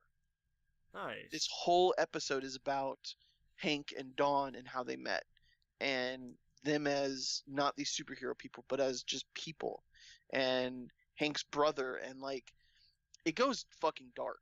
And to not spoil too much because this is like the first few minutes, but like you find out about Hank and what his coach may or may not have done to him when he was little, and like all this crazy, like dark shit that you don't expect from like a comic book TV show. You know what I mean? Yeah. And it goes into crazy different directions, and then by the end of it you see why Hank and Dawn are together and the love that they have for each other and all that stuff. It's fucking nuts. And it just went in directions I just totally wasn't expecting. And you find out about Hank's brother and this whole like I don't know anything about these characters beforehand, so it was just I ended the episode and I was like, this is so fascinating, and towards the end she says some crazy shit about characters that they've only briefly mentioned before, and I'm so excited for the next one. Nice. Right. And she's like we got to find Jason Todd. He's like, who's Jason Todd? She's like, I don't know. Like because it came to her while she was in a coma. Of course we all know who Jason Todd is. Yeah. So man, I'm excited for Titans. Because we talked about at the beginning of this. I was like, I don't like the direction the show's going in. It's so cheesy, and I've grown to love it. I've grown to really like it. Oh, that's good. Yeah. So, and this episode had a lot to do with it because it was like, oh, these feel way more like real people than what they were doing at the beginning of the show. Nice.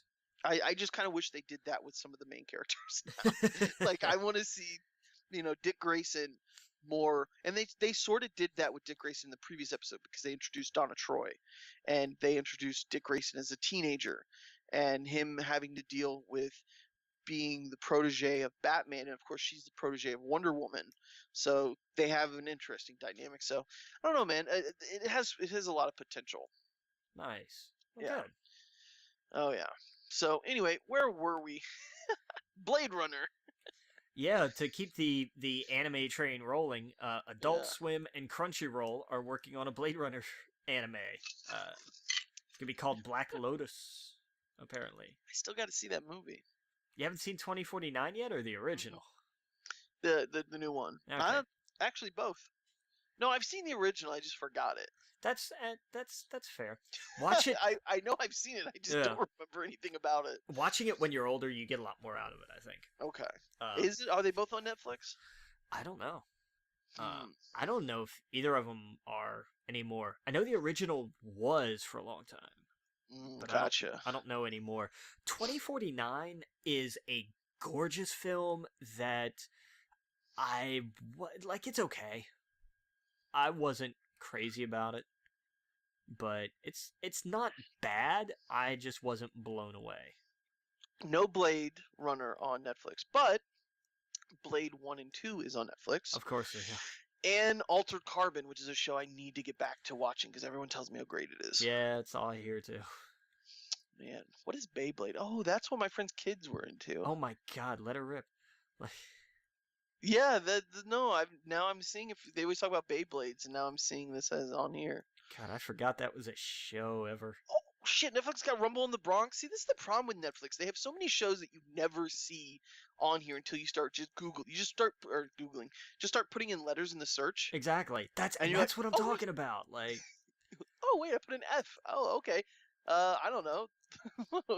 They have the movie Fracture, whatever that is. Friday After Next. See, I didn't even know they had the Friday movies on here. do they have Friday or just Friday After Next? They have Face Off. They have Friday too. Oh yeah, they have Next Friday Face as Off. well. I've been seeing, yeah. Oh, I didn't see Face Off on here. Yeah, I've seen What's it your on there. favorite Nicolas Cage movie? National Treasure, probably. I think mine's Adaptation. I don't think I've seen that one. You've never seen Adaptation? I don't think so, no. I don't know if you'd like it. Well, it's a Nicolas Cage movie, so I mean that's. I don't know if you'd like it. Yeah. I don't think anyone likes Adaptation. Well, that's. I've talked to people about it. People hate Adaptation. Really? They absolutely hate it. Even though I'm looking at the critical response here. Roger Ebert gave the film a perfect 4-star rating. Oh, it leaves you breathless and with curiosity as it teases itself with the direction it might take. Blah, blah. And that's true. I watched it really young, and it was one of those movies where I was just like, "Holy shit! How did they do this?" Yeah.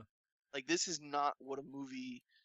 It reminded me of like being John Malkovich and stuff like that. Where you're like, how is this what my brain is melting with what they're trying to explain, Yeah. you know? It's like, what is this? I don't get it, kind of deal. Exactly. That's yeah. fair. It was just like a whole new world of what a film could be.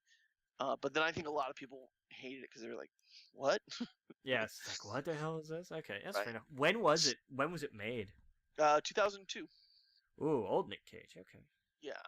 And that's when I was in high school. I just wasn't watching movies the way I kind of watch them now. Yeah, that's fair. Yeah. I like Lord of War too, and that one gets a lot of flack. Yeah, that's a good one. Man, I've been catching up too on a lot of DC shows like Legends of Tomorrow. Yeah. And Arrow, which has gotten really good. Wait, did that special come out yet? The crossover? I think that's this coming week. I think that's tomorrow, right?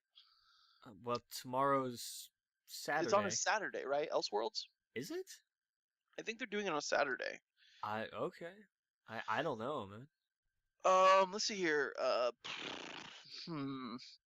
We can probably find out, right? Yeah, more than likely. We have the Google machine. There's no way to figure this out. I don't think. Uh-uh.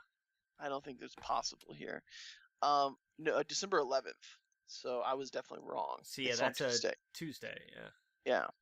Oh no, I'm sorry. December 9th it starts.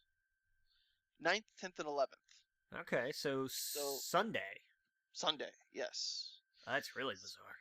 Yes, that is really bizarre. Wait, today's Saturday? Yeah.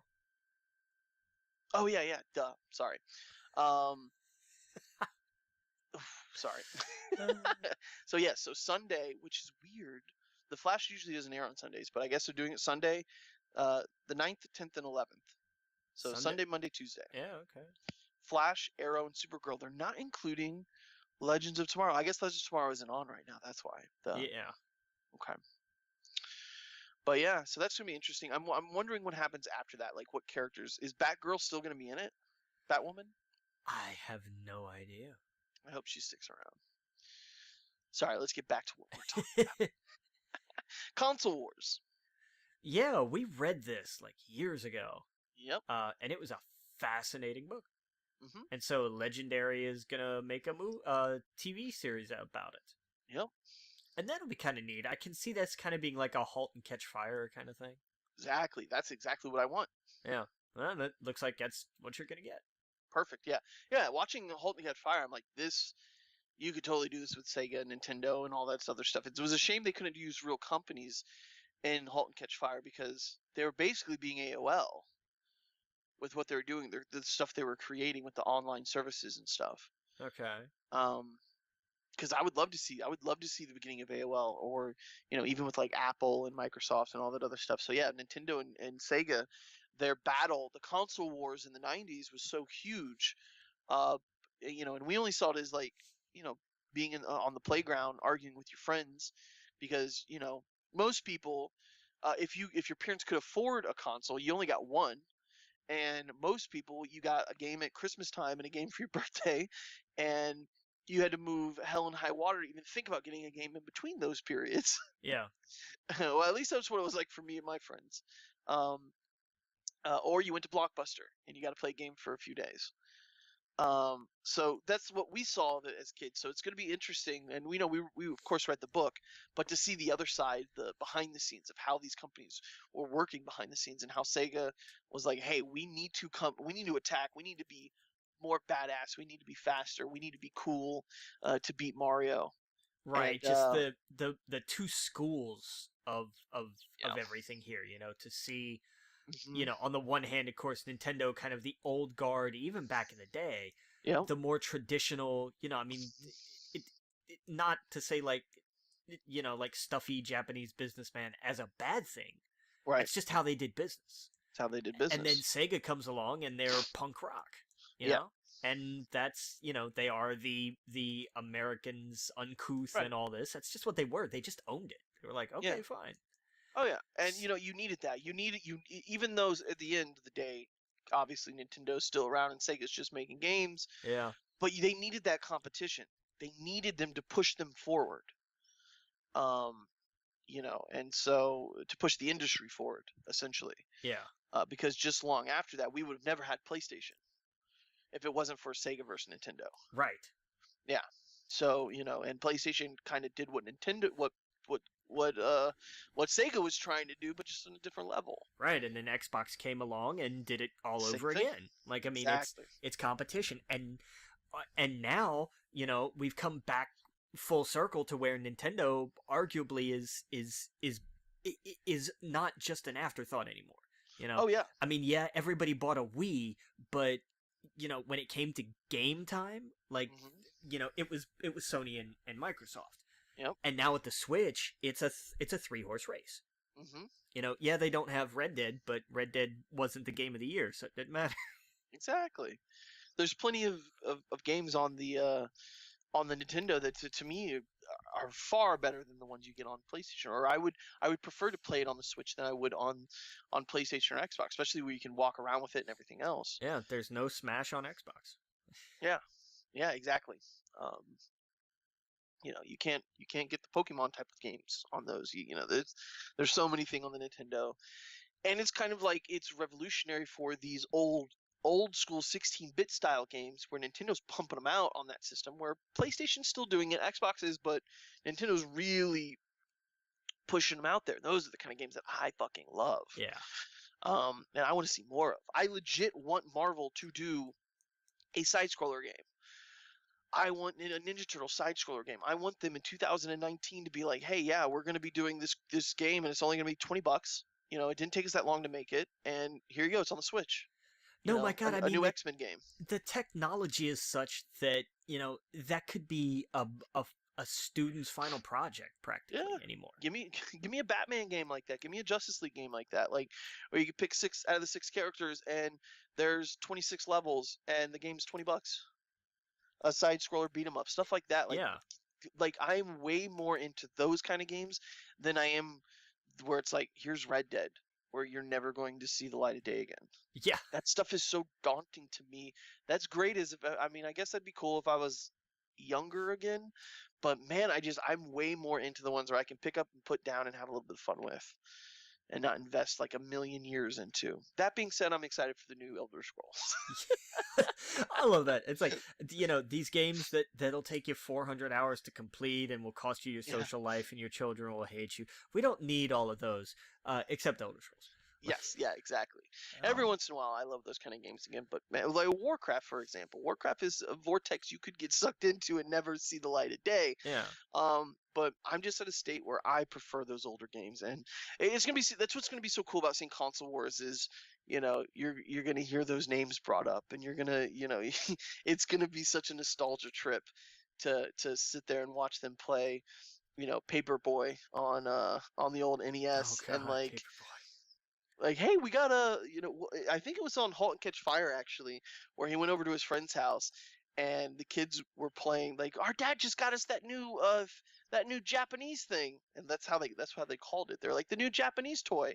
He's like, what's that? He's like, oh, what do they call it? He's like snapping his fingers. He's like, the Nintendo, I think it's called. And like it was such an interesting scene because this was before Nintendo came to the States. Yeah. So he's like, this is gonna take over when it comes here. But Nice. they're saying it so nonchalantly, like, what's that Japanese thing the kids are playing?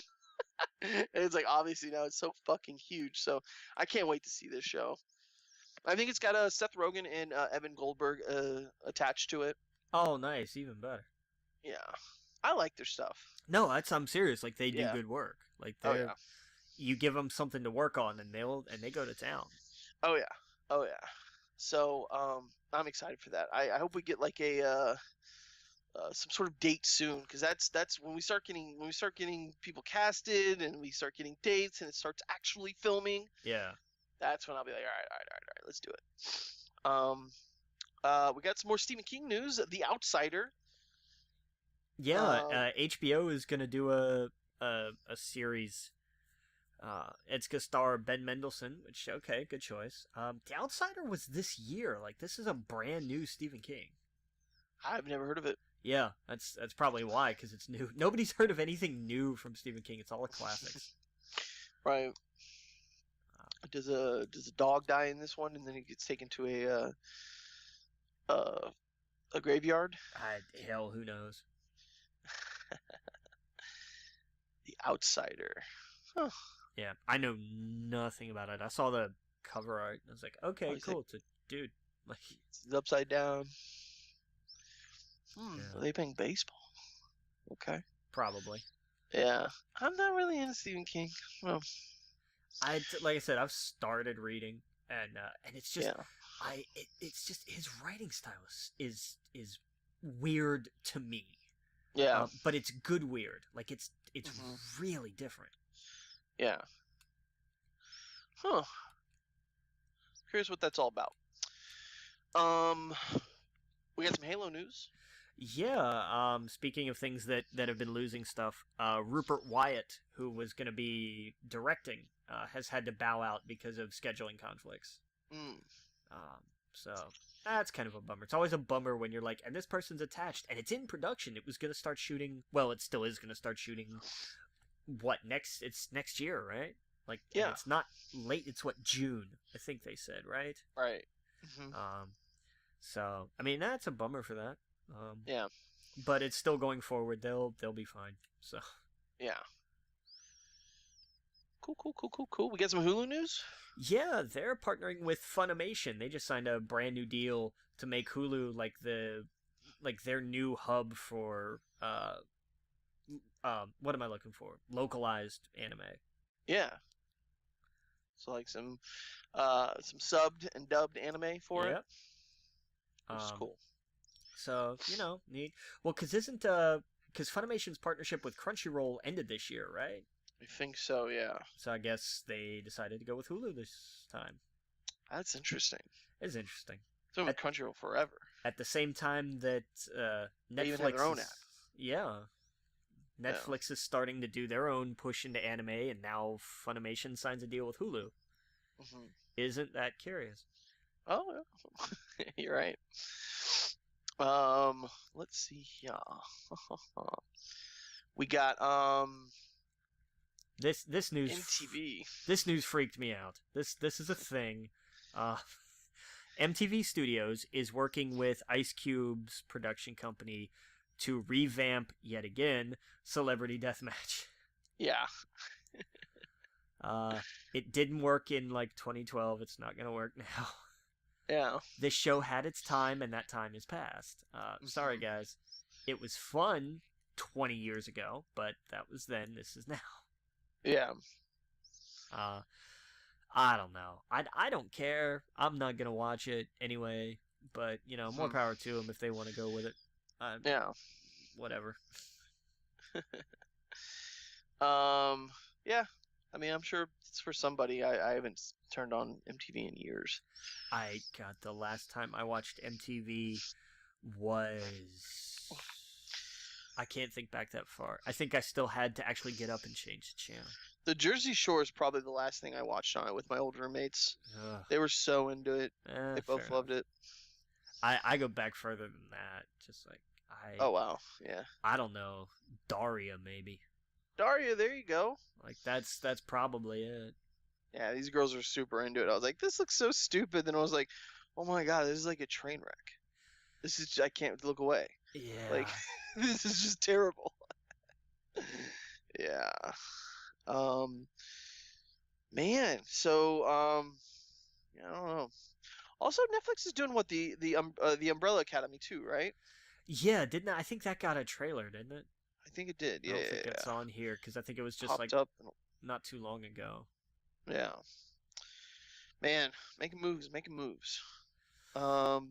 All right. Well, let's jump into some video game news because we got a ton of that too. Man, this is gonna be a big show. Yeah, we got a bunch of video game news. Yeah. All right. Let's jump into it. We got. Well, let's go over the games for gold. Yeah, some of which are almost gone because we're almost halfway through the month now. Yeah. Oh yeah. What do we got? Cube 2 runs the whole month because it's an actual Xbox One title. Good for them.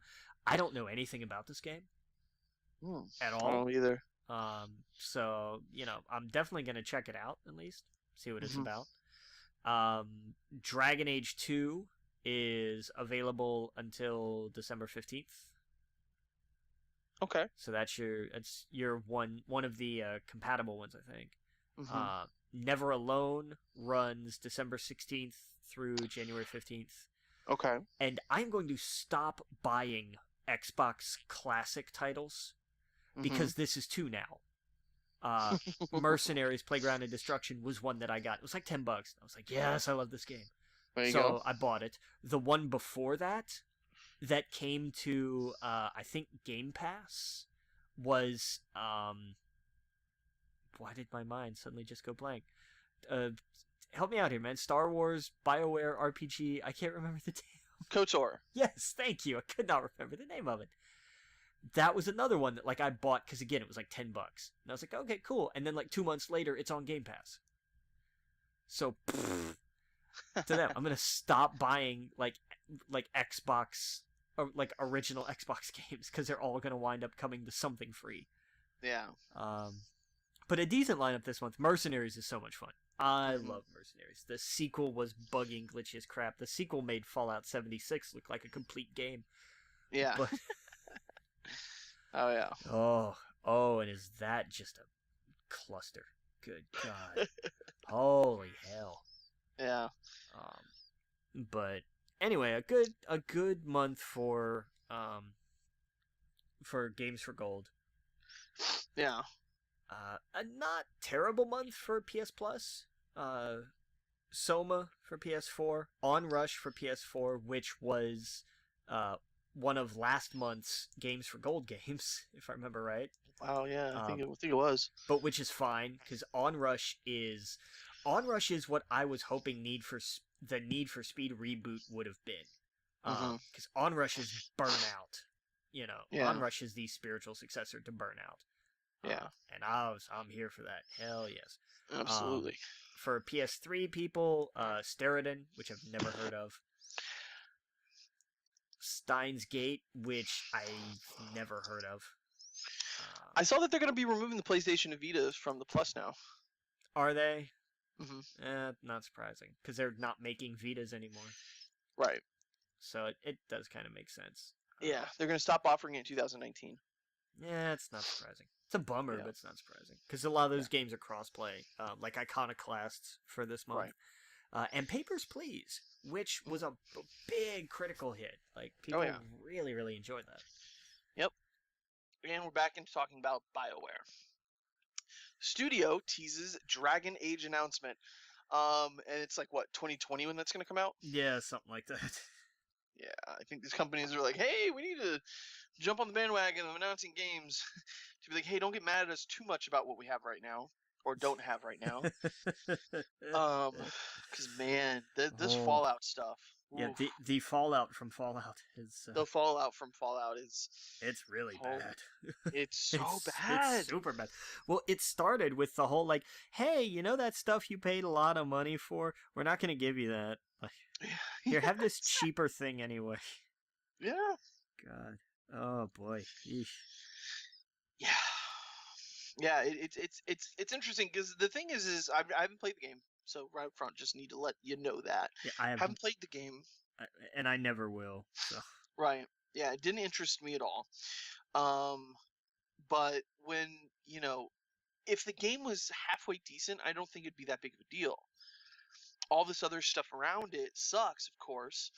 But man, I mean, now they have it where like apparently didn't like a bunch of people's privacy information get leaked. Oh, probably. Yeah, which is bad news. Let's see here. Where were we? Okay, so anyway, BioWare, yeah, so they really said so. Okay, we're gonna get a Dragon Age. THQ Nordic acquires rights to the game Carmageddon, which I think there was only like one game, right? Yeah, there might have been a Vita or mobile one, maybe, I don't know. Yeah. To go with it, but I don't know. It's interesting. I like seeing THQ still doing a thing. Yeah. It always definitely. makes me feel good. Yeah. They bought up a ton of studios. I mean, a ton of rights. And stuff, right? They've been buying rights like crazy. Yeah, definitely. Let's see here. Where were we at? We got Starbreeze. That's some crazy news. This was nuts. Yeah, these are the guys who are making or producing or doing something with Overkill's The Walking Dead. Mm-hmm. And the PC version has apparently not sold well, and like they're restructuring, and like they think the console version is not going to sell at all, so everybody's in a panic, and their CEO resigned or something. And so the cops showed up at some point in the last week and raided the place and took a bunch of equipment, and they arrested at least one person based on suspicions of insider trading. Wow. So yeah, not a fun time was had here. No, not at all. That's insane. That's just nuts. Yeah. But whatever. Yeah. Let's see here. Yeah, that's crazy. That's fucking nuts. It's just bonkers. Like, imagine just going to work one day, like, I work at a video game company, nothing really interesting to see here. La da da da da da. Holy hell, where is Jerry going? Right. There's his computer, and there's my computer, and there's Tom's computer, and there's everybody's computer being wheeled out on this flatbed. Like, where the hell? So do we still work here, guys? Right. Where's everybody else? How come nobody's here? Yes, I'll come answer some questions.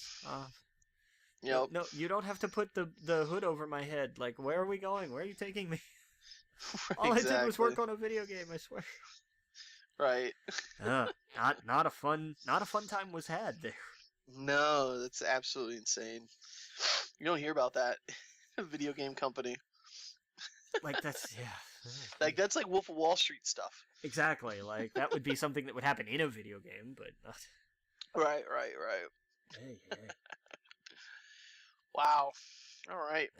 And then the Game Awards happened. Yes. Did they? I thought it was great. I like the show. It was a good show. I always love the music performances. Oh yeah, so good. God of War taking Game of the Year was a surprise. Yeah, Red Dead kept killing it all night, but I mean that's kind of like how the Academy Awards work, right? Like everyone thinks it's gonna be this one movie all year. Yeah. They rack up all these awards, and then suddenly at the very end, something else wins. Something out of nowhere swipes it. Yeah. But good. That's the one game that I did play out of all the nominations. Yeah. From beginning to end. So that was that. Or actually, I didn't finish it. But that was the one I played. For the most part, I played hours and hours and hours of it. And that was fucking phenomenal. Yeah, it's a tremendous game. And that was great. Yeah. And I don't begrudge Red Dead for cleaning house, you know, Right. because I mean, it deserved it and then some. Uh, I really loved when they had the two dudes up there though from God of War to present whatever award it was, and he was Judge who does the voice of Kratos, and I don't remember the kid's name who does Atreus. He's a beast of a man. I mean, he looks like the Nutcracker. His jaw is so big. Yeah, it's and then when you hear him speak, you're like, oh yeah, okay, fair enough. Like that's not an act. Like that's just that testosterone pumped into his jawline. Yeah, it's ridiculous. But I really loved like they're like and the winner is, and there was like the big or like the nominees are or whatever, and like there was this big pause and everybody was waiting, and he just looks and he goes, "Read it, boy," and everybody's like, "Yeah, he did the thing. He did the thing." Yeah. Exactly. But that was cool, and it kicked off. We should talk about how it opened because that was a cool moment. Mm-hmm. That was really cool seeing those three guys on stage together. Yeah, that was so weird to see Reggie and Phil and Sean up there. Like, oh yeah, what an interesting, like, kind of wild thing. Yeah, what a moment. Yeah, no kidding. Yeah, you know, Phil in his standard clothes and Sean looking a little more formal, and then Reggie with like a sport coat and a Smash t-shirt. Yeah, all that money, no tailor. No. Like, come on. No, it's interesting. Yeah, like that was really cool to have all three of them up there and to each have a line and go back and forth down the line. Like that was cool. That was neat. Yeah. And shout out to Sonic Fox, man. I've watched him for a couple of years now, and I love the theatrics. I don't know much about him. I've seen him on a few different things. I knew that he wore like the furry fox thing. My favorite thing of his, like I just love that he's just out there. This is just him. It's just, and he's just gonna do that and hell with everybody. And I loved the thing that really turned me on him was, I think it was last year's Evo. And he is sitting there, and it's finals, and he's getting whooped, and he always wears the ears. He always wears a set of fox ears, not the whole hood the whole time, not the whole headpiece, but he's always worn the ears, and he's just getting beat down, and the ears came off. And it was that thing, and like the crowd was amazing because everybody was going, yo, shit. Oh man! Oh, here we go! Like the ears are like, this is for real now. And came back, and he just cleaned house. Yeah. And I thought, okay, here's a guy with a flair for the theatrics, but but not in like big overdone ways of like, oh, the ears came off. Oh, here we go. Now it's on. And I was just like, all right, I'm in. I'm in with this dude. Like, I'll watch this. There's a great. I'll have to send you. I'll send you something. I think it's Evo's own channel that has like a history of some of their biggest players. Oh wow! Like they each have their own like 20 or 25 minute like. What's the thing? That's what I like about him. He's such a character. Yeah, he is. He stands out. Yeah, but it's all legit. He's like, this is just me. He's like, and I don't care. I don't care if you like it or don't. I'm just here to play video games. Like that's, and you watch that speech and you're like, this is a dude who's just, what you see is what you get. Yeah. And I'm always down for that. You know, it's not an act. Right. It's not a put on. He's just a gamer. Right. And that's awesome. You know? Yeah. Oh yeah. Absolutely. Yeah, man. But, you know, so kudos to him, you know, just being up there and doing his thing. And being him. I mean, that was an award that could have gone either way, you know. I mean, I don't follow a lot of, and I don't say I follow Evo, but that's, you know, when Evo comes around, I watch. Yeah. When anything else comes around, I don't really care. Like Dota, you know, none of that. I follow nothing. Did you see the WWE? No, I didn't.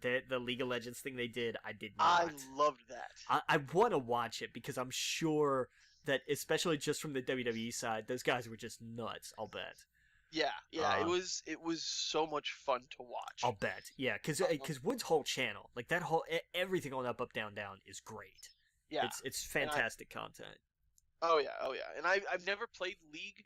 I've played what's it called, the Warcraft version of the Blizzard one, Heroes of the Storm. So I kind of have an idea what those kind of games are like. Yeah. So I was able to follow it a little bit, but it was funny as hell to see them all react to each other, and like Seth kept dying. He's like, "That's my job. I'm supposed to die." It's just, I guess it's part of what he does in his character's job or whatever. I don't know. It was just, it was ridiculous, and it was just like, after watching it, I was like, I want to watch more of this. Yeah. Like, I want to see more of this. So yeah, I want to go back and watch some of Sonic, like you said, some of his matches where like he takes the ears off and stuff like that. Like that's really cool. Yeah, I'll send you. There's one video that's like the bit like top 10 like best Evo moments or whatever, and that was where I saw that, and I was like, who is this dude? And then I saw like, and they have all these documentaries on, and they are like 20-25 minute pieces of like, here's the journey of this person, that person, and it's like, that's really freaking cool. And I fell down that rabbit hole. I think last month or so, and just kept watching it. It's great. Well, the guys over at Giant Bomb have always talked about like some of these Evo guys, some of these esports guys, and like the characters that they are. Ben Pack from Giant Bomb always talks about them, and I've only just heard them by name and whatnot. I've never actually seen it happen, and I want to go back and watch some of them. I saw that Full Sail here is building the biggest esports arena for any college. Yeah. In the country. Yeah. So, and I mean, I don't think it's the fact that that Xavier Woods did what he did with that thing. They're probably not too far off from doing a lot more of that when it comes to WWE versus NXT. Oh yeah. Oh no question. At that arena, which would be pretty fucking neat. Oh yeah. Oh, I can just imagine. And that's the place, I mean, I don't know of too many places here in Florida that have an esports arena like that. I imagine now that that's going to be built there, that they'll probably bring some of that here. Well, they'll do regionals or tournaments or whatever. Oh, sure. And if Full Sail puts and knowing how Full Sail builds things, this isn't going to be like, oh, hey, this is a convention center sized space with some stickers on the wall. Right. Like, it's going to be a full-out stadium for esports. Like, it's going to be, top of the line everything. Yeah. Like, it's going to be ridiculous. And that's something I would go and see. That, like, hey, I don't know if every Thursday night or whatever, if they do, like, little things for even local things or whatever. Yeah. That would be fun to go and watch. That'd be cool. But, where were we? Yeah, let me put that in my notes here. Yeah, I'll send you some of that stuff. Yeah, I'm gonna go back and watch the Sonic Fox stuff because that was cool. Yeah, him getting on stage, I was like, oh my! At first, I was like, this is so cringy, but it was like, that's him, I guess. Like he's awkward, but he doesn't give a shit. No, he doesn't. Because when you start watching it, you're like, oh, this dude like doesn't get out in public much, and you're like, but that's gamers. Like, let's stop. Like, that's us though. You know what I mean? Yeah, but then like as you watch it, you're like, oh, it's not that he doesn't get out. It's that he just doesn't care. Like this is just him, and he doesn't give a damn. Yeah, and I was watching. I was like, you know what? Like that's us. Like we're all weird, and we're all, and just to see that on stage, I was like, good for him. Yeah. Like good for him. Like just he's being himself, and that's it was funny as hell too. So yeah. But yeah, I watching that instantly became a fan. Yeah, nice, and he's a damn good fighting game player. Yeah, absolutely. I've seen him, because of the fox head. I guess that's what you got to do to stand out. You got to have a trademark. Different like that. Yeah. And so I remember it was Ben Pack talking about him playing the Dragon Ball Z Fighter game. Yeah. It was him versus someone else. And it's funny to hear the Giant Bomb guys talk about it because half the guys there are into it, the other half are not. Yeah. And so, like, hearing the reactions, they're like, "Wait, what? Sonic?" So it's funny. Yeah. But yeah, I gotta watch more of that. But yeah, man, that was a really awesome moment from the show. I really liked the Facebook stuff that they were doing. They showed the the Able Gamer. Yeah, that was pretty awesome.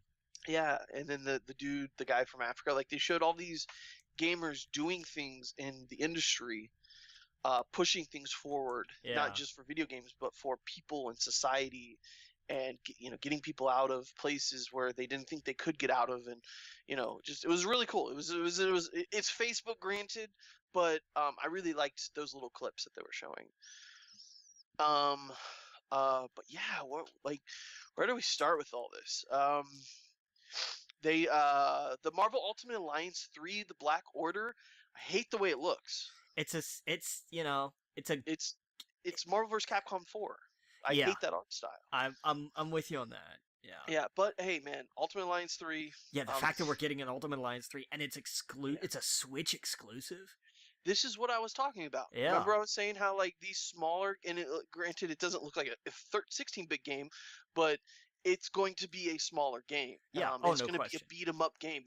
The Ultimate Alliance style game is essentially the evolution of what the beat 'em ups are anyway. Agreed. Absolutely. Yeah.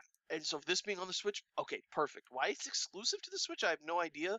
But hey, that's perfect. Give me more of it. Yep. The art style is so just lacks. I don't know. Like I don't know. I'd rather it be completely animated, not CGI looking anime, because to me it just looks like a CGI show from 2008. Yeah. No, it's not a good look. It's really not. No. Yeah, that art direction is just terrible. I would rather the 2D art style over that, Yeah. But anyway, you can't always get what we want, but hell yeah, that's a huge fucking announcement. Which is awesome. Far Cry New Dawn, a post-apocalyptic setting, February 15th, 2019. February next year is going to have every video game known to freaking mankind on it. Yeah. And so it looks like a fun little Far Cry. Well, and you know what's interesting? This is a direct sequel to 5. Because it's in Hope County. It's the same place. It's the same people. They even showed the preacher at the end. Yeah, it was after the nuke goes off. Yeah. But it's weird that it's in the same place. Like, I don't think there's ever been that with a Far Cry game. Right, no, yeah, usually the, between the main series is usually like a weird thing. Yeah. But this is weird too. I mean, this is a... Yeah, but I think this is going to be like full... Like, this isn't like Primal, where it was like, this isn't really a full game, but we're saying it is, even though it's really not. Yeah. I think this is supposed to be like a full game. I don't know. I think this is like the Primal. Yeah. I hope it's not. I mean, I hope it's a full game. Yeah. But I'm setting my expectations for it being like a Primal or a... That's fair. Like a $40 game instead of the $60. That's fair. Yeah, because it's like right after. I mean, this is... I don't know. It just seems like it's too soon. But yeah, so... we got Hades. Yeah, this was interesting. It's another Supergiant game. Yeah. And I like Transistor. I think that's the only one of theirs that I played. Yeah. And it was fun. I enjoyed it. Yeah, Giant Bomb played it on their Unprofessional Fridays or whatever last week. Nice. Yeah, they played, I guess, like a demo of it or something like that. Unless it's out now, I don't know. I think it is. Well, maybe they were playing it then. I think it's on the Epic Games Store, yeah. Okay, cool. There you go. Yeah, that looked neat. We got Crash Team Racing. Man, Crash Team HD, CTR HD, hell yeah. Yeah. It is. It's just an HD version of CTR. It's not really new or anything, which is fine. I don't care. I'll take it. Yeah. CTR was fun. Is it gonna be on the Switch? I don't know, actually. On the Switch. It would be stupid for it not to be on the Switch. Right. We got The Outer Worlds, new game from Obsidian revealed. Yeah, this was interesting looking. This had, it had a very Fallout New Vegas vibe, obviously, because it's Obsidian. But it also had like a very Borderlands kind of sense of humor, I thought. Right. And I was okay with that. Like, all right, cool, whatever. Yeah. Oh yeah. We got The Outer Worlds. I'm sorry, the Dread Wolf Rises. That was the new BioWare thing. Like, their new, like, oh yeah, we're announcing this thing, which they didn't... What is this? Like, they just kind of, like, announced it. Like, this was literally just an announcement. Like, they didn't show, anything. Oh yeah. But okay, cool. BioWare's doing something new. I'm in. Mhm. You know, sign me up. Yeah, that was one where like it showed like you could play as a frog person, right? I think. Yeah, it looked like Destiny meets like I don't know what was it? It was like Monster Hunter looking, but like you could play as a frog person. It was weird. Um, the Dread Wolf Rises, the BioWare game. Yeah. Um, sorry, I keep going back You're one going. for Yeah, I some was gonna say reason. we just did that one too, man. You all right there? I am not okay because what I'll do is I'll pull up images and videos to remind me of what the game, because the Outer Worlds and the Dread the Dread Wolf Rises are like to me. I'm like, wait, which one was that? That's fair. So I kept going back when I go back to my list. Sorry, but Mortal Kombat 11, which is probably the biggest one for me. Yeah, that trailer sucked. I Um, loved it. What are you talking about? I hated the music. It Oh, did. 21, 21. Oh, come on, 21 Savage. Nah, I'm sorry. Like It's just not not your. It's not not your in kind of music. context. Not in that context. Like Why I dig the not? song, but I did not. It did not match that trailer for me at all. Oh, sure. Mortal Kombat. That's what they do. They put hip hop in the trailers. Right, but it just didn't match. Like that scene did not match that song. 21, 21. Oh, it's their. I think it's their 21. I think that's how many games they have. I don't know. I'm Nah, not they really only have 11. No, they have 11 Mortal Kombat. I'm saying the studio. NetherRealm? No, they haven't done 21 At least games. that's what someone said. I don't know. Anyway. No, because even if Um. you count Injustice, there've been 2 of those. There was DC versus Mhm. Street Fighter, or Oh, versus 13, Mortal 14. Kombat. Nah, there's no way. Then they had the side scroller. I don't know. I saw that on the forum, which is you're absolutely right. It's probably false. There's Because I was curious why they chose 21 Savage. I like 21 Savage. I just think you just don't like the music. I like that. I didn't mind the actual music. It just did not fit that scene. Oh, okay. Because anyone that I talked to that didn't like the music in it, I was like, do you like 21 Savage? Do you like hip hop? No, God, no. And I'm like, well, that's why you didn't like it. Yeah. I thought maybe you just didn't like that genre of music. I loved it. I was like, oh shit, 21's. I hope we get 21 Savage and Post Malone DLC. Oh boy. That would be amazing. Tell me you would not, because here, get this: if you love those SoundCloud rappers, great, you get to play with them. If you don't like them, guess what? You get to chop their head off. I you know? I would rather have them as part of as like the here are the upstart douchebags that nobody likes, and that's why they're the enemies of a new Def Jam game. Yes, those would be great too. That I will take. Yes, Give me that, you know. yeah, sure. But 'Cause I those mean, games were Post awesome. Malone, great fatality would be him dodging fatalities. Like him narrowly escaping like 2 or 3 quick ones, and then like I don't know, a safe falls on his head or something. Yeah. Like, that would, I don't know. I'm all about fun. I'm all about these games being fun. I'm okay. I mean, All, yeah. and music aside, I totally get why people. I totally understand why, because it changes the pace of the trailer. Yeah. You could put any song in there to be a little bit more faster. I completely agree with you. Personally, you could like if you want fast-paced music, you could have put some DMX in there. Granted, people hate Takashi. His music is way more granted for that kind of, or perfect for that kind of trailer, for that kind of the fast pace of it. Yeah. I wanted something with a little more grit to it. Yeah, Like yeah, that's what this- I mean. Like you yeah, could pick like that- someone who is a little bit more upbeat than Yeah. 21 Savage, because he's not at all. I mean, you could put Juice World in there; it's gonna be very slow. Yeah. There's definitely, there's rappers out there right now that are way more, or rock, I guess you could put in there as well, way more upbeat. But what was interesting in the trailer was, I think we're time traveling. Man, we time traveled in the reboot. Did we time travel? Yeah, because the reboot starts with Raiden losing and sending a message back to himself, so you replay the first 3 Mortal Kombat games. Right. But I mean, I think we're really jumping through time here, because he kills the older version of Scorpion, the version that's now like cool with Sub-Zero, Yeah. and Raiden is evil clearly at the very end of that. He's like all red and shit. Yeah. And then we get old school Scorpion pop up and kill him. And then at the end, you get the tease of the new girl, and she's in front of a giant time. What do you call it? What are those things where you turn them upside down and the sand of time falls through it? Hourglass. Hourglass. That's what I'm thinking of. Yeah. I think this is very much a timesy-wimesy Mortal Kombat. I'm all about that. Yeah. Because think about it, then you can have a whole roster, and also side thing, he totally did Raiden's move. That's true. He did. Yeah, That's Scorpion very totally true. did Raiden's move there at the end. So maybe we'll get maybe customizable characters where you can have Scorpion with Raiden's move sets. The Or game. maybe that was Raiden. I don't know. God, wouldn't that be weird? hmm But keep moving forward. Keep giving me cool stuff with Mortal Kombat. That studio makes great fighting games, so I'm on board. That is the one series or the one studio for fighting I'll always buy a game now. That's fair. And most people, I totally understand why they would not, because it's $60 for a fighting game.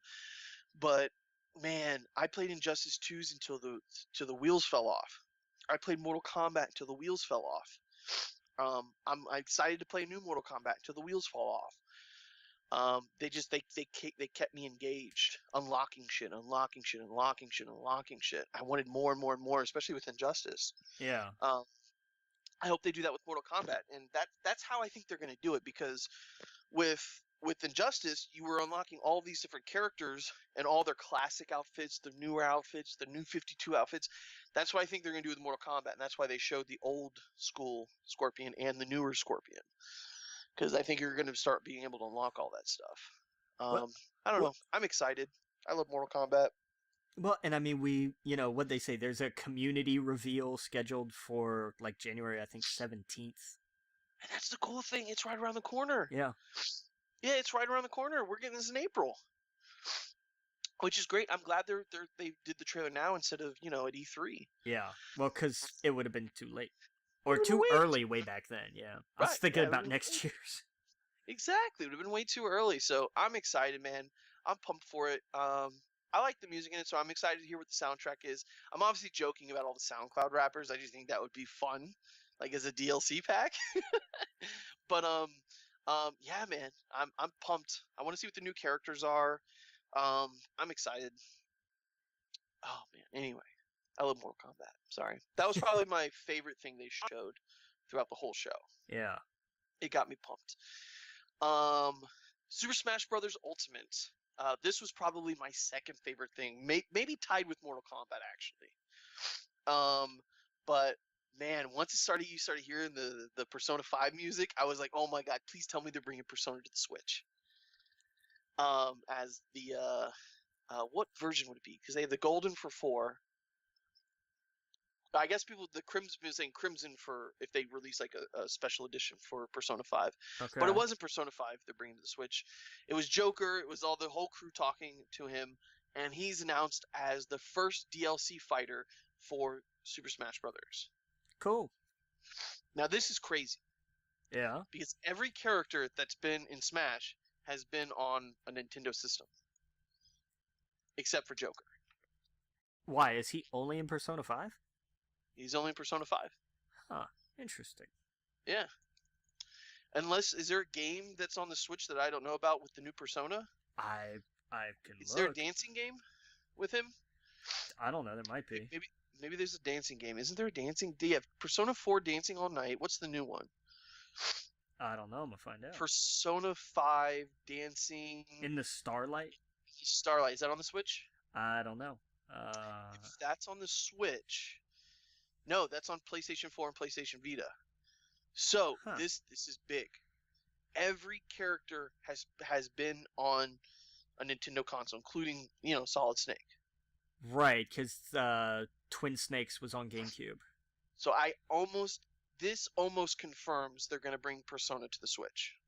They have to bring Persona 5 to the Switch.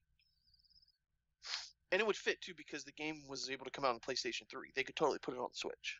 Yeah, that's true.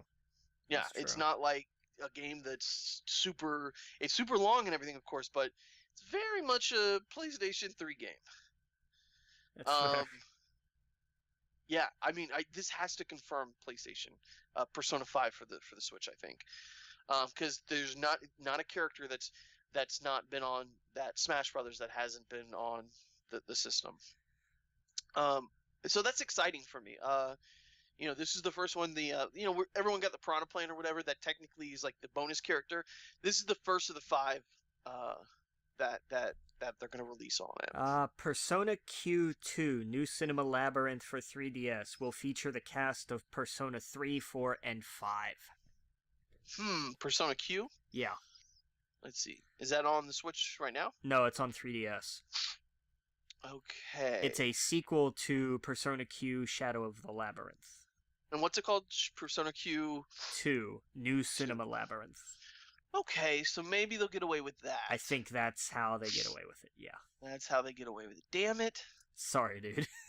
Man, because it would fit on the Switch. I really do think they're gonna wind up either. They have to port these at some point, like, and I think maybe they're just waiting for whatever the next edition is, you know. Mm-hmm. Well, I mean, Persona 4 had the Golden Edition and came to the Vita. Persona 5 would have the Crimson Edition. Hell, if you can do that on a Vita, then shoot, you could do it on the Switch. Oh, yeah. I mean, come on. Yeah, absolutely. Yeah, anyone that's played Persona 5, that could be on the Switch easy. Easy peasy. It's like Pokemon. You come up to a battle, it stops, and then you're on your side, they're on their side. It's not graphic. It's super stylish is what it is. And that's what, it's perfect. It's, you know, it's, to me, those kind of games I prefer than, like, super graphic, like, you know. But when it's super stylish, you don't have to have such a crazy powerful machine. Yeah. It looks awesome. But yeah, so that was awesome news. Did you see the Kind of Funny stream at all where Tim Geddes threw his hat? No. Knocked beer all over Andy's laptop. Oh, boy. His, like, $3,000 Razer laptop. And it just sizzled all night. And I saw that Razer tweeted them today like, oh, man, that's terrible. Blah, blah, blah. Don't worry, we got your back. And I guess I sent him a new one. Oh, nice. Must be nice, huh? Yeah, right. No kidding. But, like, today, or that happened whenever it happened, and then the next day, on their morning stream, he just came with, like, a cardboard box, and he drew, like, the Razer logo on it. He's like, no, I'm just on. He's like, this is all I got. I'm cool. I thought, oh my god, like, I would have lost my shit if someone poured beer all. That's awesome. Yeah, I would have too, man. Are you kidding? Holy cow. Yeah, but it was funny. But yeah, man. So that was the show. Did you see? Also, speaking of Kind of Funny, did you see they showed a whole bunch of new games during their showcase today? I hadn't seen any of that. I know they were doing it, but I hadn't seen any of it. Yeah, because today was supposed to be the day that PlayStation would usually hold their PSX, yeah. PSX. So the guys at Kind of Funny was like, hey, we could do something. Like, let's get some games announced. Like, and then they got like 69 games announced. Jeez. They wanted that magical number, I guess. I guess. Yeah, I'll go through some of them.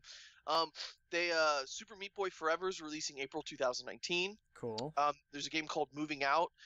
And by the way, Kotaku has like a whole list of these. If you want to go, if you're listening and want to go take a look. Looks like a cool looking Switch game. New Toe Jam and Earl. The Groove is coming to PS4, Xbox One, Switch, and PC on March 1st, 2019. Nice. It looks just like Toe Jam and Earl. Yeah, I remember that. Yeah. Quarantine Circle is out today on the Switch. Conan Conquered is a new Conan game coming out next year. Human Fall Flat, new DLC is coming out. Vane for the PS4, January 15th, 2019. Bury Me, My Love is a game about Syrian refugees coming to the Switch on January 10th, which looks super awesome. It looks like stylish or whatever. Okay, looks beautiful. Yeah, they need to reformat this sentence though. Bury Me, My Love? Yeah, because it says, Bury Me, My Love is a game about Syrian refugees coming to the Switch on January 10th, 2019. Oh, that reads like a straight fact. Yeah. Yeah, it does. Bury Me, My Love, a game about Syrian refugees, is coming to the Switch. They just need to move that one little thing. Yes, yeah. Yeah. Yeah, but Supermarket Shriek is a game about a man and a goat and a cart. Done. Sold. Sign me up. Yep. Oh, yeah. A Fold Apart looks like a love story. It will come to PC, Switch, PS4, and Xbox One 2019. Cool. Desert Child is a weird cyberpunk beat-em-up racer coming to PS4, Switch, PC on December 11th. There was a whole bunch of other stuff, so go check out their video. It's on their YouTube channel, Kind of Funny Games. It's their showcase. But those are some of the indie games that are coming out. They also announced things like the new Walking Dead episode. Oh yeah, that's right. Episode 3 is coming. Yeah, so they went through like a ton of stuff that I just don't have the time. There's just so many things. Those are the indies ones though. But yeah, so anyway, there was a lot of game news. What else is there to talk about before we end the show? Brian K. Vaughan signed a 3-year deal to Legacy. Legendary. Yeah, I was reading over that. Sorry. Yeah, that's interesting. People are signing creators, man. Yeah, they're just straight up signing away creators. Like Netflix is signing people. Oh shoot, help me here. Was it Ava DuVernay who just signed something with Warner Brothers? I think so. Didn't Netflix also get They got Mark Waid, and they Mark got Waid, yeah. they've done a couple. Yeah, just crazy. Yeah, someone's gonna get Tom King one day. Yeah. I think so. It's gonna wind up being that, like, creators with their own portfolio outside of right. Because I mean, Mark Waid has like his whole Waid-verse kind of deal. Oh yeah, I'm surprised someone hasn't got Scott Snyder. Let me put this in a way that's not meant to sound as mean as it will. What's his portfolio outside of Batman? Witches. Okay, that's one. Okay. What's the vampire one? Oh, it's super popular. Fuck, I forgot the name of it. I Vampire? Or American Vampire? Whatever. American Vampire, yeah. He's got American Vampire. Yeah, but isn't that DC, though? Huh? Isn't that through DC, though? Is that his? I think American Vampire is... Let me see here.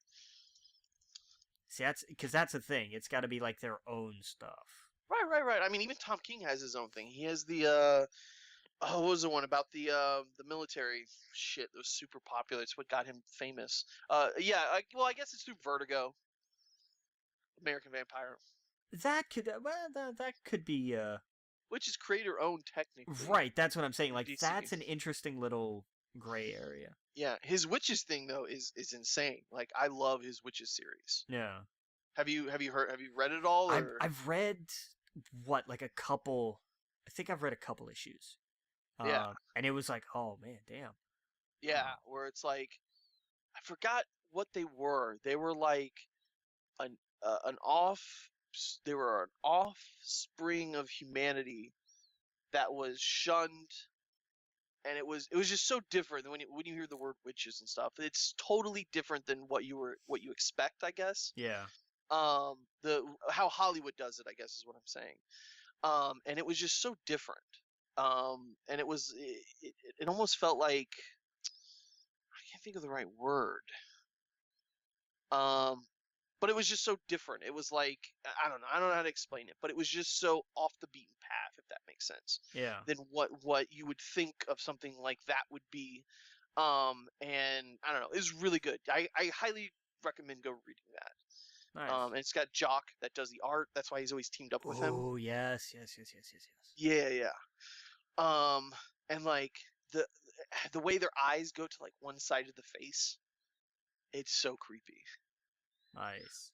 Yeah, but I don't know. It was really good. And I think he has like the new series takes place like a generation later. So like in the beginning of the first one, you see the kid, and now he's like a father and he has a kid of his own. And that's really what I guess I heard him do an interview about it, and he was like, it was about him with him having a child, and what his life was like at that time if anything happened to his son. And now that his son's a little bit older, the new series is about, well, what if you have a son that's much older and now he has to break away from the family and have his own family, and what it's like to be a father and have to think about that kind of stuff. I don't know. It's just interesting. But I don't know. I thought it was really good. But yeah, American Vampire, I guess, would be the other one. Yeah. I'm trying to think. What big creators have, like, because a lot of people from Marvel and DC, they don't have too many. Except for like, I don't know, Grant Morrison and stuff like that. Yeah, I mean that's kind of it. Like you don't Yeah. have there aren't a lot of creators with their own big outside of that portfolio. Yeah. Like Oh, Jason Aaron has some. he's got oh man. The one in the Alabama.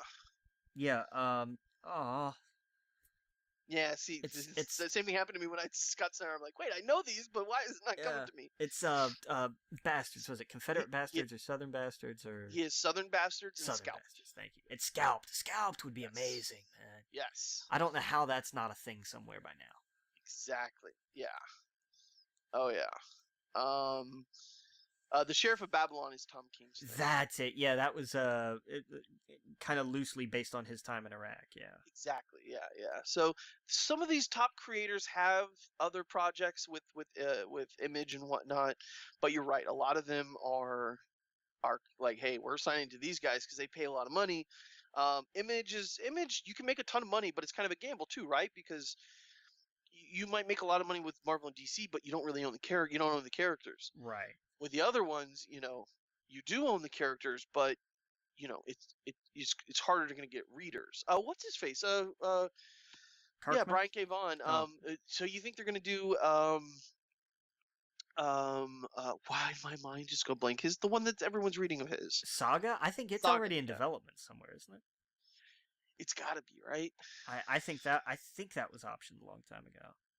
Yeah. If not, then this is definitely where that's gonna be. Hmm. Let me see real quick. Has it been optioned? I've gotta think it has been. You know, It had to have been. merchandising. Because I know, Yeah. yeah, because I know they did some stuff with Skybound, but I don't. I think that was really more for like collectibles. Yeah. Uh, I don't see any sort of deal or anything. it no doesn't look like. Oh, and he's got sex criminals. Oh, well then there you go. Hell, Yep. there you go. That's Saga I sex. totally see them doing that. Because like he's working on Why the Last Man with Yes. FX.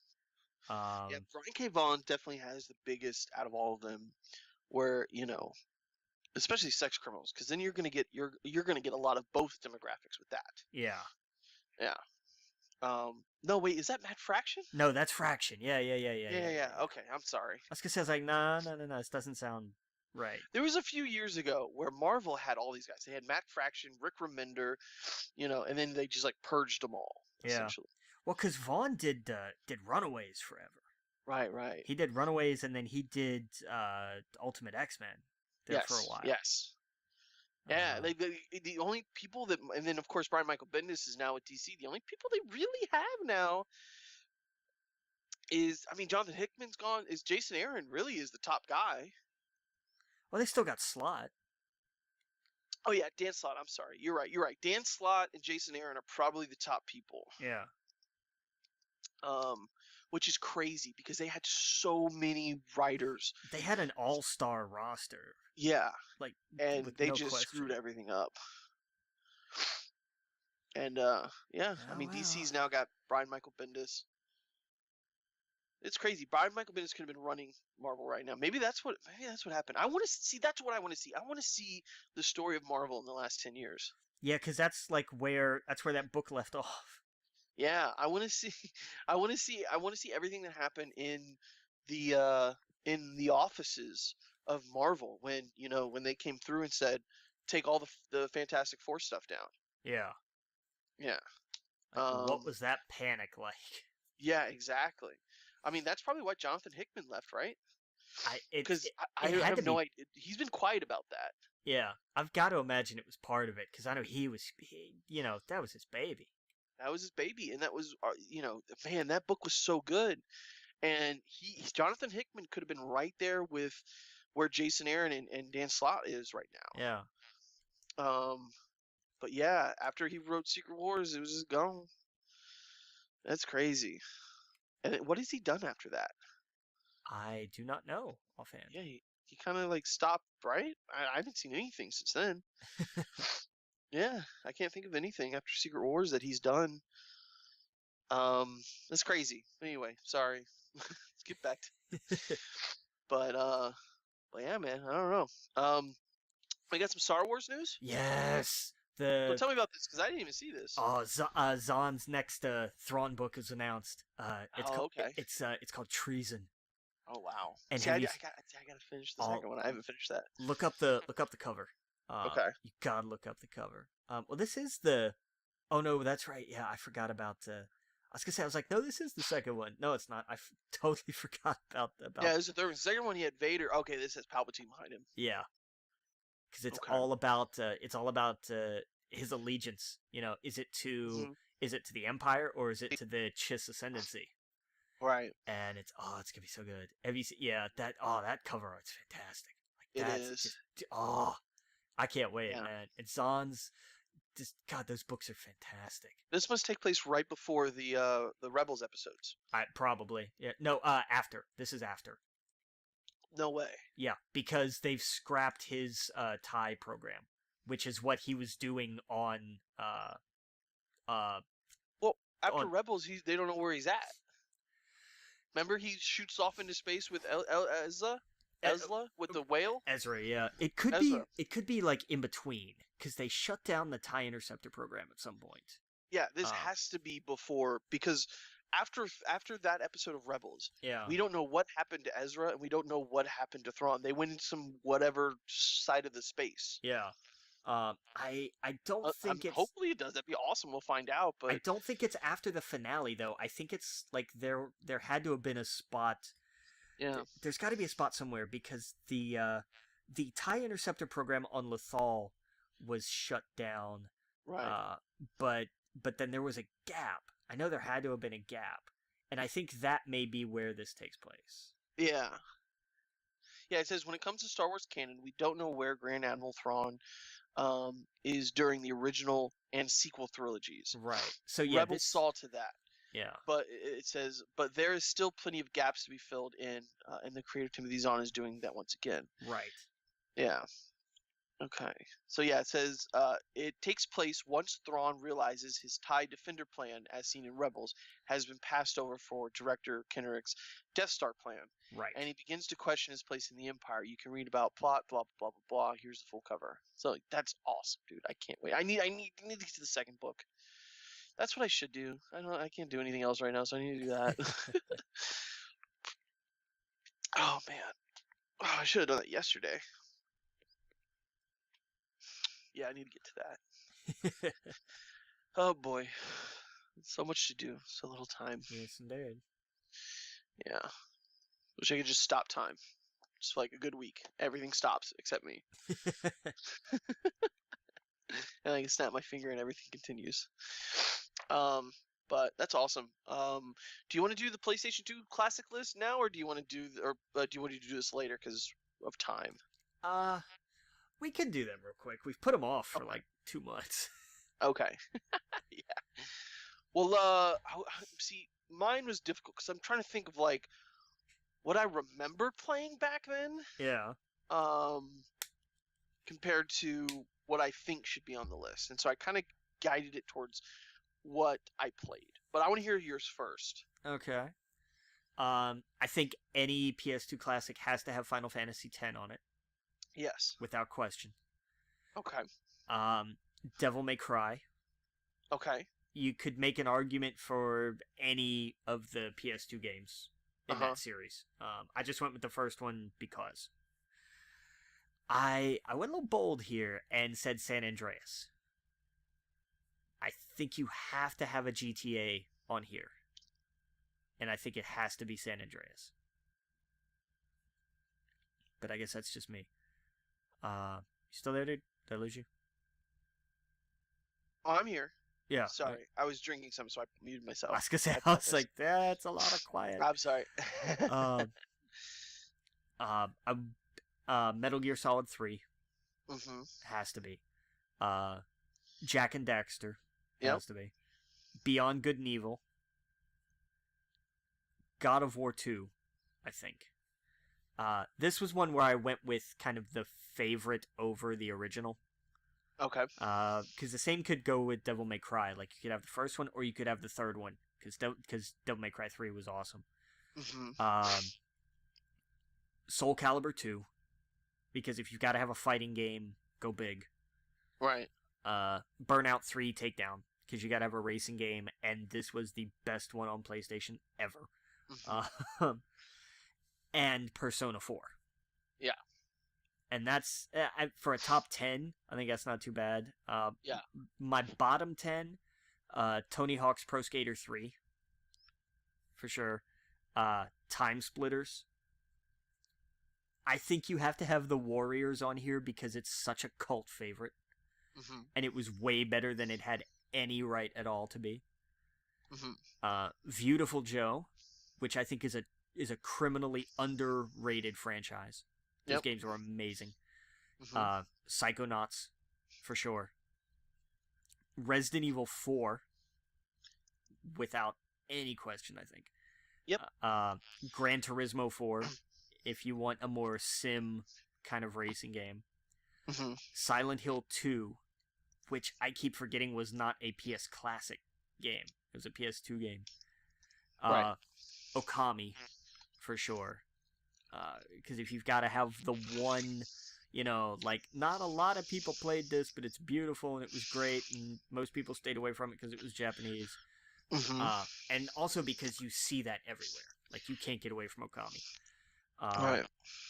And Bully, I think. And that's my 20. That's my list. It's a good list. I didn't see the problem was I was trying to think back to like what games I remember playing and what games I know everyone loved that should be on the list, if that makes sense. Yeah, that's fair. And so mostly I just kind of put like games that I remember playing that I wanted to put on the list. And I didn't get 20. Let's see, I'm going to get 1, 2, 3, 4, 5, 6, 7, 8, 9, 10, 11, 12, 13, 14, 15, 16, 17.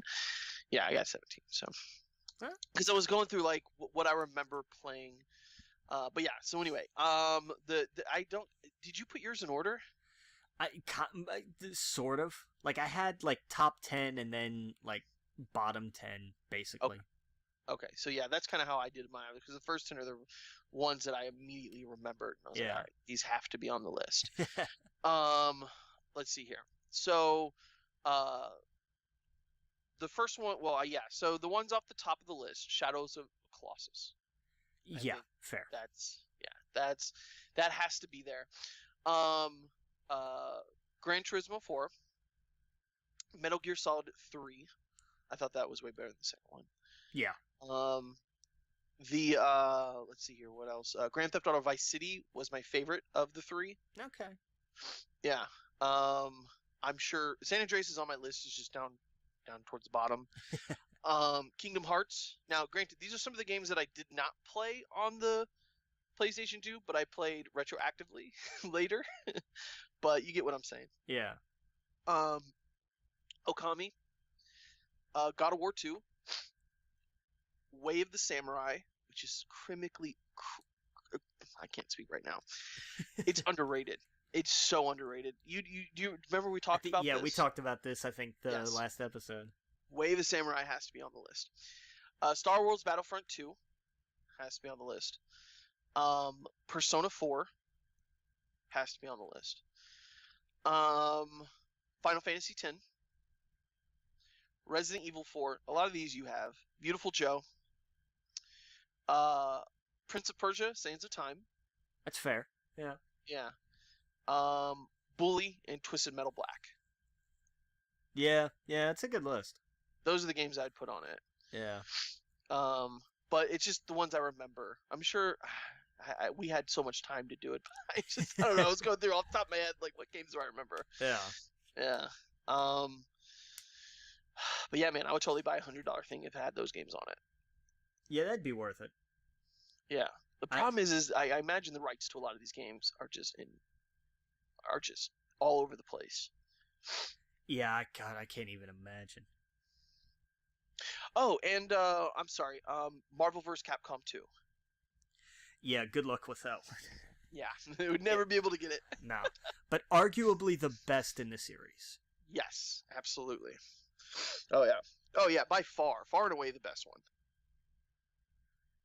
I like that one. Three's good too. Yeah, three. I mean, three was good. Don't get me wrong, but I think that if it fits on this. I think so. Yeah. They need to go back to the art style of two. Yeah. That 90s. Yeah, they do. It looks like a wizard cover.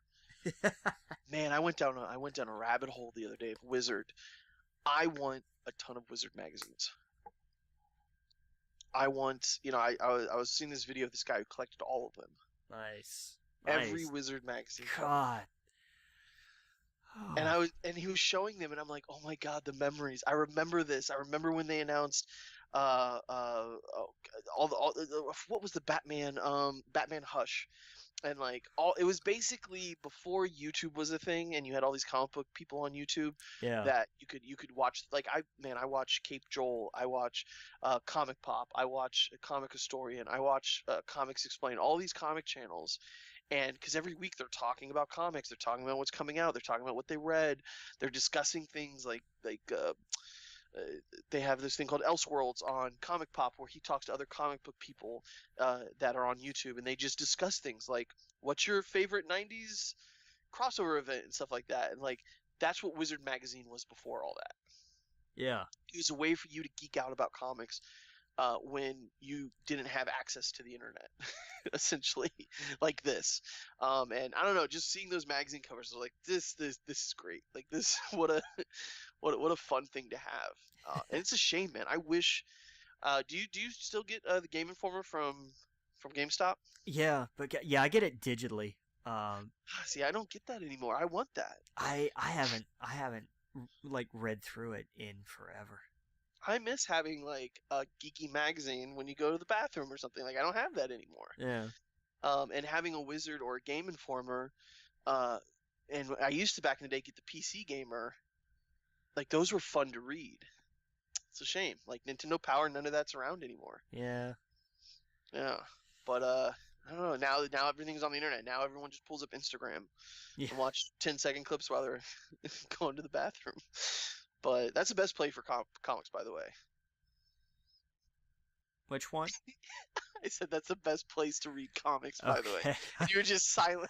Because the sentence came out was that's the best play for comics. And I was like, there's English in there somewhere. I'll find it. We'll try this again. I meant to say that's the best place to read comics, by the way. That's not. Yeah, I could see that. Yeah, definitely. But yeah, no. I miss those kind of magazines. I would love to go into like, I don't know, MegaCon or something and just buy up like 20 of them. But yeah, anyway, so but yeah, so I think that's it. We still have Creed 2 to talk about. Let me see if I can see it this week. Yeah, do it, man. It's so good. Now that you can actually go to the theater. Yeah, right. I don't even know. I don't know. Movie Pass. I don't think I have Movie Pass anymore. I canceled it, so I don't. Man, did you see they're trying to restructure again? Nope, I'm not going anywhere near that. Like they've got like new plans and stuff, and I just saw like they've got new tiers, and I was like, I have no more tiers for Movie Pass. Like they're done. They're gone. Yeah, exactly. Like, don't care. No. I might do the I got $60 for the AMC to put down. It's yes. Yeah, because it's a 3-month, like they lock you in for the first 3 months off the bat, and then it's 22 and change. I might do that. Yeah, for a month after. And I'll tell you what, man, because you've got a Dolby right there, man. How much is one ticket to a Dolby? Like $17. Yeah, so go once, and then watch like a cheap, like watch something like on a Monday morning that's not in the Dolby, and hey, look, it's more than paid for itself already.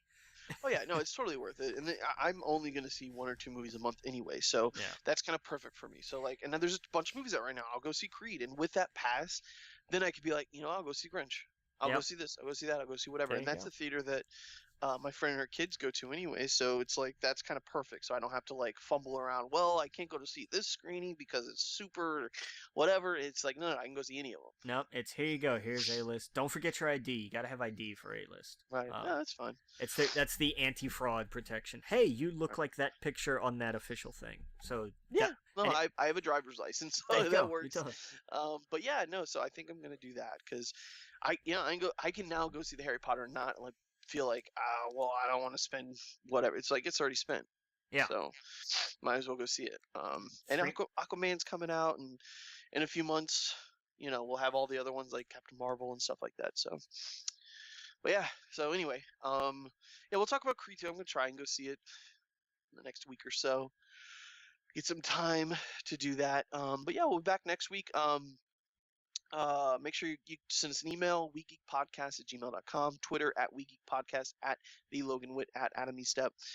Make sure you go to our YouTube channel. We put up our videos there put up our podcast there every week, and we're on all the channels for Google Play or Apple Podcasts. I think that's it. We'll see you next week, Captain. Captain.